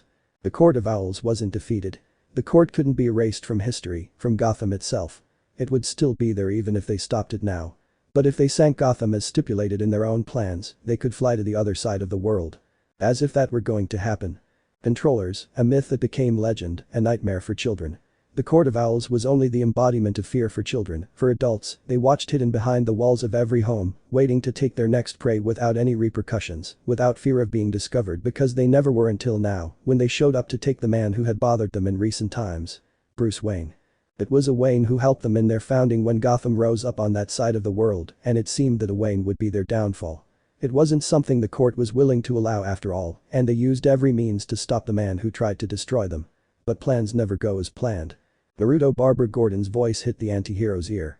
He didn't make a move as he dropped to the rooftop, inching closer and closer to the Gotham clock tower, staring up at the structure with his right eye popping out of its shattered hull. Only that bomb remains. The others have taken the rest. Time left. I don't know. Well, the others displayed timers, this one doesn't seem to have one connected, so disabling it remotely isn't feasible. Letting out a sigh, the Uzumaki began moving toward the tower, grabbing a grappling hook gun from his belt that Dick had given him. His team was seriously injured and on their last legs, so he accepted the offer from his adoptive brother. It's a pain. Dead people may be waiting around the bomb. Take them out and we'll be done with this. I still remember when I stole Bruce's Batmobile to impress you. It was a crude way to get your attention. Those were the good times, he said slowly. The sound of gunfire and docking cut off Barber's response. It's like I don't know exactly, nor do I fully understand it. Moving his legs and covering his face, the blond man smashed the tower's glass window as he entered. I have something clutching at my chest. A feeling. Are you into mystical things? No. Well, maybe. Moving along the wooden beams, Red Hood fell upon the group of undead waiting for him. Wielding an all blade, he created a circular slash that split them all in half. I don't know exactly what it is that my mind wants, what it needs right now. Like an animal, I'm moved by simple impulse, he declared, slamming his sword into the head of an undead sent by Talon. Shaking his head, he looked at the bomb in the tower. As Barber pointed out, there was no timer on it, which meant it could be detonated remotely. It was a danger to himself these days. Hey, do you still go to that bar? Not exactly. In my situation. I see. Slash. Clank. Red Hood was thrown backward. Using his sword as a shield, he blocked Talon's claws as they tried to cut him in two. With a groan, he crashed into the wall, spitting blood that stained his chin because of his helmet. Uzumaki Naruto, the court assassin, walked towards the anti-hero with slow steps. Blood splattered his tattered uniform. His shattered mask revealed a dark eye staring into Red Hood's blue one. You're annoying. Did you think you'd kill me? The fact that you're still alive means you're the one who's bothering you. Swinging his sword, Red Hood blocked and deflected Talon's blades. Stepping out of the gap in the wall, he used his knee to slam into the assassin's chest, sending him skidding backward. Talon spat out blood and dodged to the side, evading a second blade. Red Hood swerved and swung both all-blade swords accordingly, both colliding with the villain's claws. Using his waist, he generated more force in his arms and threw Talon backward. This is the will of the court. Wiping the blood from his chin, the assassin stood up. He had fallen to his knee from the movement and the force behind it. I will not let you stop the court's plans. Or your own plans. Red Hood lifted his face. Calm, serene, he looked at Talon with a blue eye that reflected the calm of the entire world, as if he weren't fighting. You follow your own plans and you're being selfish for not acknowledging it. You hired me to kill Bruce and get rid of the owls. Stop fooling yourself, Talon. You're exactly like a drug addict. You love, you need power. And that makes me sick. Talon moved. Red Hood moved. The two clashed weapons, sparks flying, leaving the two face to face. Furious, Talon's eye showed the flame of the same anger. Calm, Red Hood's eye showed a calm sea bathed in sunlight. No Jodas, Uzumaki. They leaped apart. Recovering from that moment, Talon grabbed the pistol hidden in his forearm and fired at the anti-hero's chest. Swinging the all-blade, Red Hood deflected the bullets with a simple swing of his sword. Wow. He fell to his right knee. A bullet struck just above it, forcing him to fall. Thanks to the other wounds from the night, Red Hood began to feel fatigue and blood loss. Winning is something you can't do. Your body is on its last legs. Broken bones, torn muscles, wounds oozing blood, not even Batman would win under these circumstances. It's a fact that you're going to die right here, right now. Harsh, real words struck Red Hood. Bowing his head, he let out a sigh. He raised his arm and drove his sword into the side of his body. Slowly, he took in the edges of his shattered helmet and revealed the face of Uzumaki Naruto to Talon, completely alienating Red Hood from himself. If I'm going to die, let it be as Uzumaki Naruto. Using force, Naruto took hold of the sword and launched himself at Talon, swinging his sword. Soon, an exchange of slashes and blocks filled the room with sparks and metallic sounds. Both Talon and the Uzumaki moved around the room as if in a dance. Nice words for a dead man. Talon deflected the all blades with his claws and headbutted the blonde. Naruto tried to move. But the assassin's forehead hit his, knocking him back several steps. Blood began to fall from the gap, trickling down his chin. Arg. That hurts. Slurp. Spitting to the left, Naruto retrieved his sword and blocked Talon's descending blades. Flexing his legs, the boy exerted force and pushed the assassin backward, causing him to stumble. Again. Jumping up, Naruto grabbed the handle of his all-blade with both hands and launched a downward slash at Talon's jugular. The assassin, following his instinct and experience, moved his arm and deflected the slash, but it left his lower jaw exposed, which was hit by the Uzumaki's knee and shot upward. Standing below the Talon, Naruto moved his hands and threw the all-blade at the assassin, as if it were a javelin, aiming directly for the center of his back. Clank. Spinning in the air, Talon blocked the move with his own sword, throwing it so that it intercepted his opponent's blade mid-air. The boy still had a lot to learn, or did he? Brah. Uzumaki Naruto surprised Talon by appearing in front of him, flying in the air with a jump, his body slightly tilted and his right arm retracted in the position that indicated he would launch a devastating and direct blow. What the buck? Pam. Crack. The arm flew out. Talon could only take it squarely. Because of the force of the limb that was sent directly at the assassin, he ended up being thrown against a wall and embedded in it, spitting blood and feeling his lower jaw shatter. Tap. Naruto fell to the ground. His hair swayed slightly, obscuring his darkened gaze. Blood trickled from his right fist, completely shattered by that direct blow. His glove had become mere rags covering his injured hand. Ah. Letting out a sigh, Naruto slowly raised his head. His right eye was blue like the sky. His left eye was red like blood. The Uzumaki displayed a completely stern face, his features devoid of any emotion. "Oh. You won't win, Talon," he assured. He slowly raised his right arm and with his left hand removed the remains of that glove. "It's not something I'll allow. It's not because of Bruce. It's not because of Alfred. Even if I am a villain to some, my role is that of a hero who stains his hands with blood. An anti-hero," he recounted. He tossed the shattered glove aside. "I am a demon to people like you. I would even say that demon blood runs through my veins. I feel it boiling." As he took a step forward, he summoned another blade in his bare hand. "And it boils, asking me to kill you. The voice, dark and sinister, demands your flesh." Ahahaha, breaking into madness, Talon laughed loudly. Naruto stopped in his tracks and stared at his enemy with disparate eyes. The left one, red, was torn. "You're funny, Uzumaki. Bruce used you. I used you. The breed used you. Everyone has used you in your new life, Uzumaki Naruto, the second Robin. And you would sacrifice your life for Gotham. For people you don't know. Don't be ridiculous." Crack. Ham. Cough. Bursting through the roof, a figure slammed Naruto into the ground, causing him to lose his sword. It was huge, gray, and powerful, but lacking in reason. Its strength had changed since I appeared, even becoming strong enough to deal with Superman. Solomon Grundy Talon slowly pulled away from the gap in the wall, leaving a small trail of blood and dust behind him. "He lacks a mind, but replaces it with tremendous strength." Assassin looked at the second Robin being completely crushed by Solomon. Still, despite the blood he spat out, he didn't seem to want to make any further gesture of pain at Grundy's presence. "Luckily, there are people who owe me favors." Taking Grundy was something significant. "He will see that you die in this place, beneath the rubble of this tower. It's a shame that Gotham won't fall, but you will, and that will be a personal satisfaction." Baring his teeth in a bloody grin, Uzumaki Naruto revealed his only limb free from Grundy's weight. Gripping something, Talon was struck with a hook that latched onto his forearm. "I'm not one to stop my plans or thoughts." Peeling himself off Grundy with a bubbling cape, the Uzumaki crashed into Talon, pushing him to the ground and retracting that strange, mystical cape. "I'm not a saint. I'm not good. My hands are stained with blood." He looked sideways at how Grundy had recovered from that initial shock. "I don't even think I deserve forgiveness. I hate Bruce Wayne and what he stands for. I'd kill him if I let myself be guided by revenge." When Talon moved his hand, the boy reacted and pressed it against the ground, taking the bracelet from his forearm, looking at the button on it that indicated whether the bomb exploded or not. "Old Ra saw the curse in me when I was reborn. I saw it myself. A demon eager for revenge and death took my body when it was still cold and buried in that tomb," explained. Grundy had begun to move. "If this bomb goes off, it'll only affect the three of us. I asked someone to evacuate the entire area." "Will this kill Grundy?" "Naruto.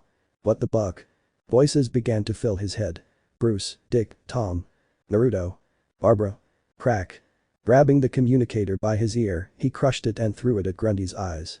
Because of its slowness, he was able to dodge it and watch as, blinded, he slammed Talon into the wall. "This tomb won't be able to stop. I'm not Batgirl or Nightwing, and I don't know how to deal with this. Even if I swat it, that would still blow it up," she murmured slowly. "And Grundy has to be held here so he gets caught in the blast, right?" "Clever boy," Talon spat. He'd planned everything so that bomb would go off no matter what, hoping to take out the entire Bat family. But at least it would take him. "Why don't you run?" "No, thank you." Wiping the blood from his chin, he looked at Talon. "I'm that gray madman's target. I'd rather be just another firework. Any last words?" "I hate you, brat. I hate myself more." Click.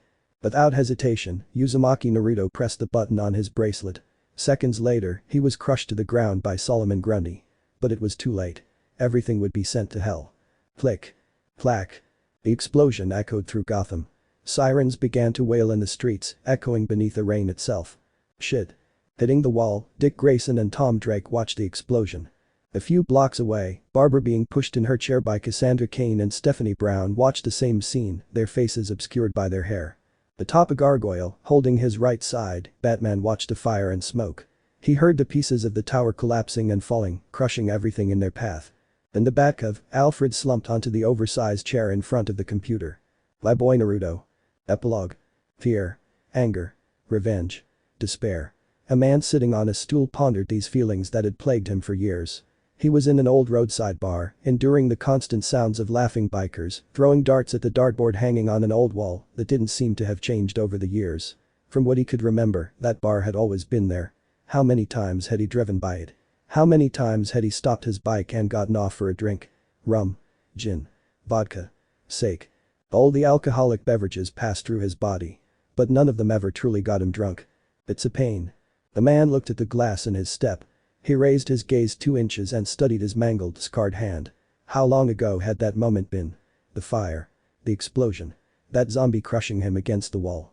Old memories that lingered in his mind, overlapping darker ones. It was better to remember his final moments than to remember the moments that drove him to that rage-filled madness and gave rise to his own demon. I paid little for it. He raised the glass, and the drink soon disappeared, running down his throat. He felt nothing. The warmth that accompanied the liquid was barely a slight tingle that disappeared in a second, in a blink.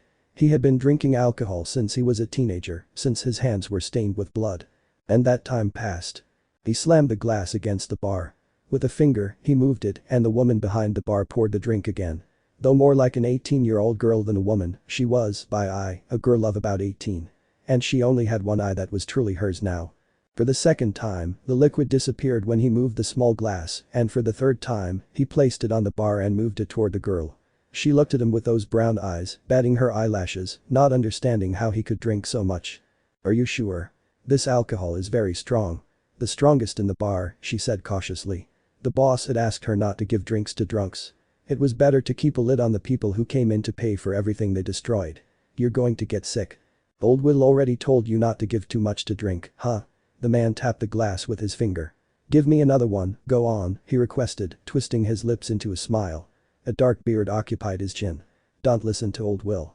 If these guys, waggling his finger back, pointing at the bikers, had wanted to, this bar would be destroyed without a drop of alcohol in their body.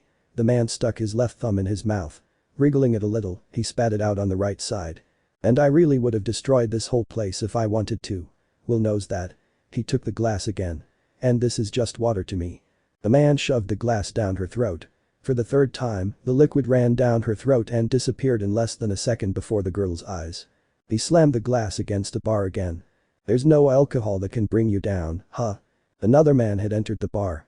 He stood out for his well-dressed clothes, his dark shoes, his well-groomed hair, and his hard face with soft, well-cared-for skin. The bikers stopped their game. The girl opened her eyes at the sight of the man. Beard. Longer hair. Ragged clothes. Are you trying to look like a bum? He didn't respond. The man took the glass for the 4th time. And for the 4th time, the liquid disappeared down his throat. The girl decided not to pour it for him, as he strangely didn't seem affected by the alcohol. It's my look. Better than going as Ken, he replied with a hint of mockery. Taking a 5th drink, he shook his head and fixed his blue eyes on the dark ones of the man beside him. Well dressed. With an innate presence. Are you going to close a deal? The man didn't respond. He moved his arm and, pushing aside the glass that had been refilled for the 6th time, placed a briefcase on top of the blue-eyed man. The left one was hidden by a lock of dirty blonde hair. Let's say so. With a light click, the dark-eyed man opened the enormous briefcase. The blonde man opened his right eye slightly, surprised by what he was seeing. Closing his mouth, he nodded toward his companion. I've come to hire your services. I gave that up a long time ago. I know. I was there, he replied. His voice was calm, even. His eyes reflected the same meaning as his voice, but the blonde man knew there was something behind those words and gaze. I don't need Red Hood. I don't even need you to kill anyone, he stated calmly. I need you to babysit some kids. Don't buck with me. That little group of supporting characters. Seriously? Will you refuse? I can do it. At that word, the man raised his hand and showed a small device. If I press it, everyone will know where you are. Yes. The blonde took the glass again. And he swallowed the liquid again. With a slight groan, he slammed the glass against the bar. This time, the cutlery shattered under the force of the blow. He blinked. The crystals were embedded in his hand. Every time you come looking for me, it's to screw up my life, Bruce Wayne, he declared in a pained voice. He pressed his lips together slightly. He let out a heavy sigh. What do you need? A babysitter? Asked Dick himself. I can't. He's in Bloodhaven, Bruce declared. The blonde man's shoulders slumped at that, and he knew he couldn't get away. Not much. But he might gain something. And I can't separate him from his team. Ha. Everyone has teams now. Birds of Prey, Titans, Justice League, the man muttered. Those names tasted like acid running through his mouth. Taking a deep gulp, he looked at Millionaire Wayne. So? What team do you want me to take care of? With a bang, several folders fell onto the huge briefcase. The team, Bruce mentioned as the blonde moved his hand to take those folders. Tim is the team leader. They need a mentor. They were recently formed. He sighed. He opened the first folder and flipped through the pages one by one. A clone, a Superboy, a Martian, an Atlantean, a Robin, all those kids made up the team, as the report called it. What do you give me for this? I was putting my foot in it. A lot, in fact. What do you want? He closed the folder with a movement. This will be a job for me, and I charge for jobs, he declared, staring at the millionaire. I want to get paid. I also want a room at the team base. I won't leave you two alone if that's what you want. He moved the glass toward Bruce's hand. And I'm not Red Robin now. Bruce lowered his eyes. He looked at the glass and then at the other glass in his former pupil's hand. He took the one within his reach. Hi Naruto, he muttered. He clinked his glass against his former pupil's, feeling like everything was about to change. Just don't make too much of a mess. I don't promise anything, said the Uzumaki with a mocking smile. Surprisingly, Bruce Wayne returned that smile. When someone managed to get rid of their dark feelings, they only managed to improve their own life. And Uzumaki Naruto had done it. But he had a feeling that taking the job would be a pain. Let me know in the comments below if you guys want the next part. Also check out my other video that has been shown and left. Thank you for watching. If you enjoyed this video please like and share this video. And have a fantastic day. Bye.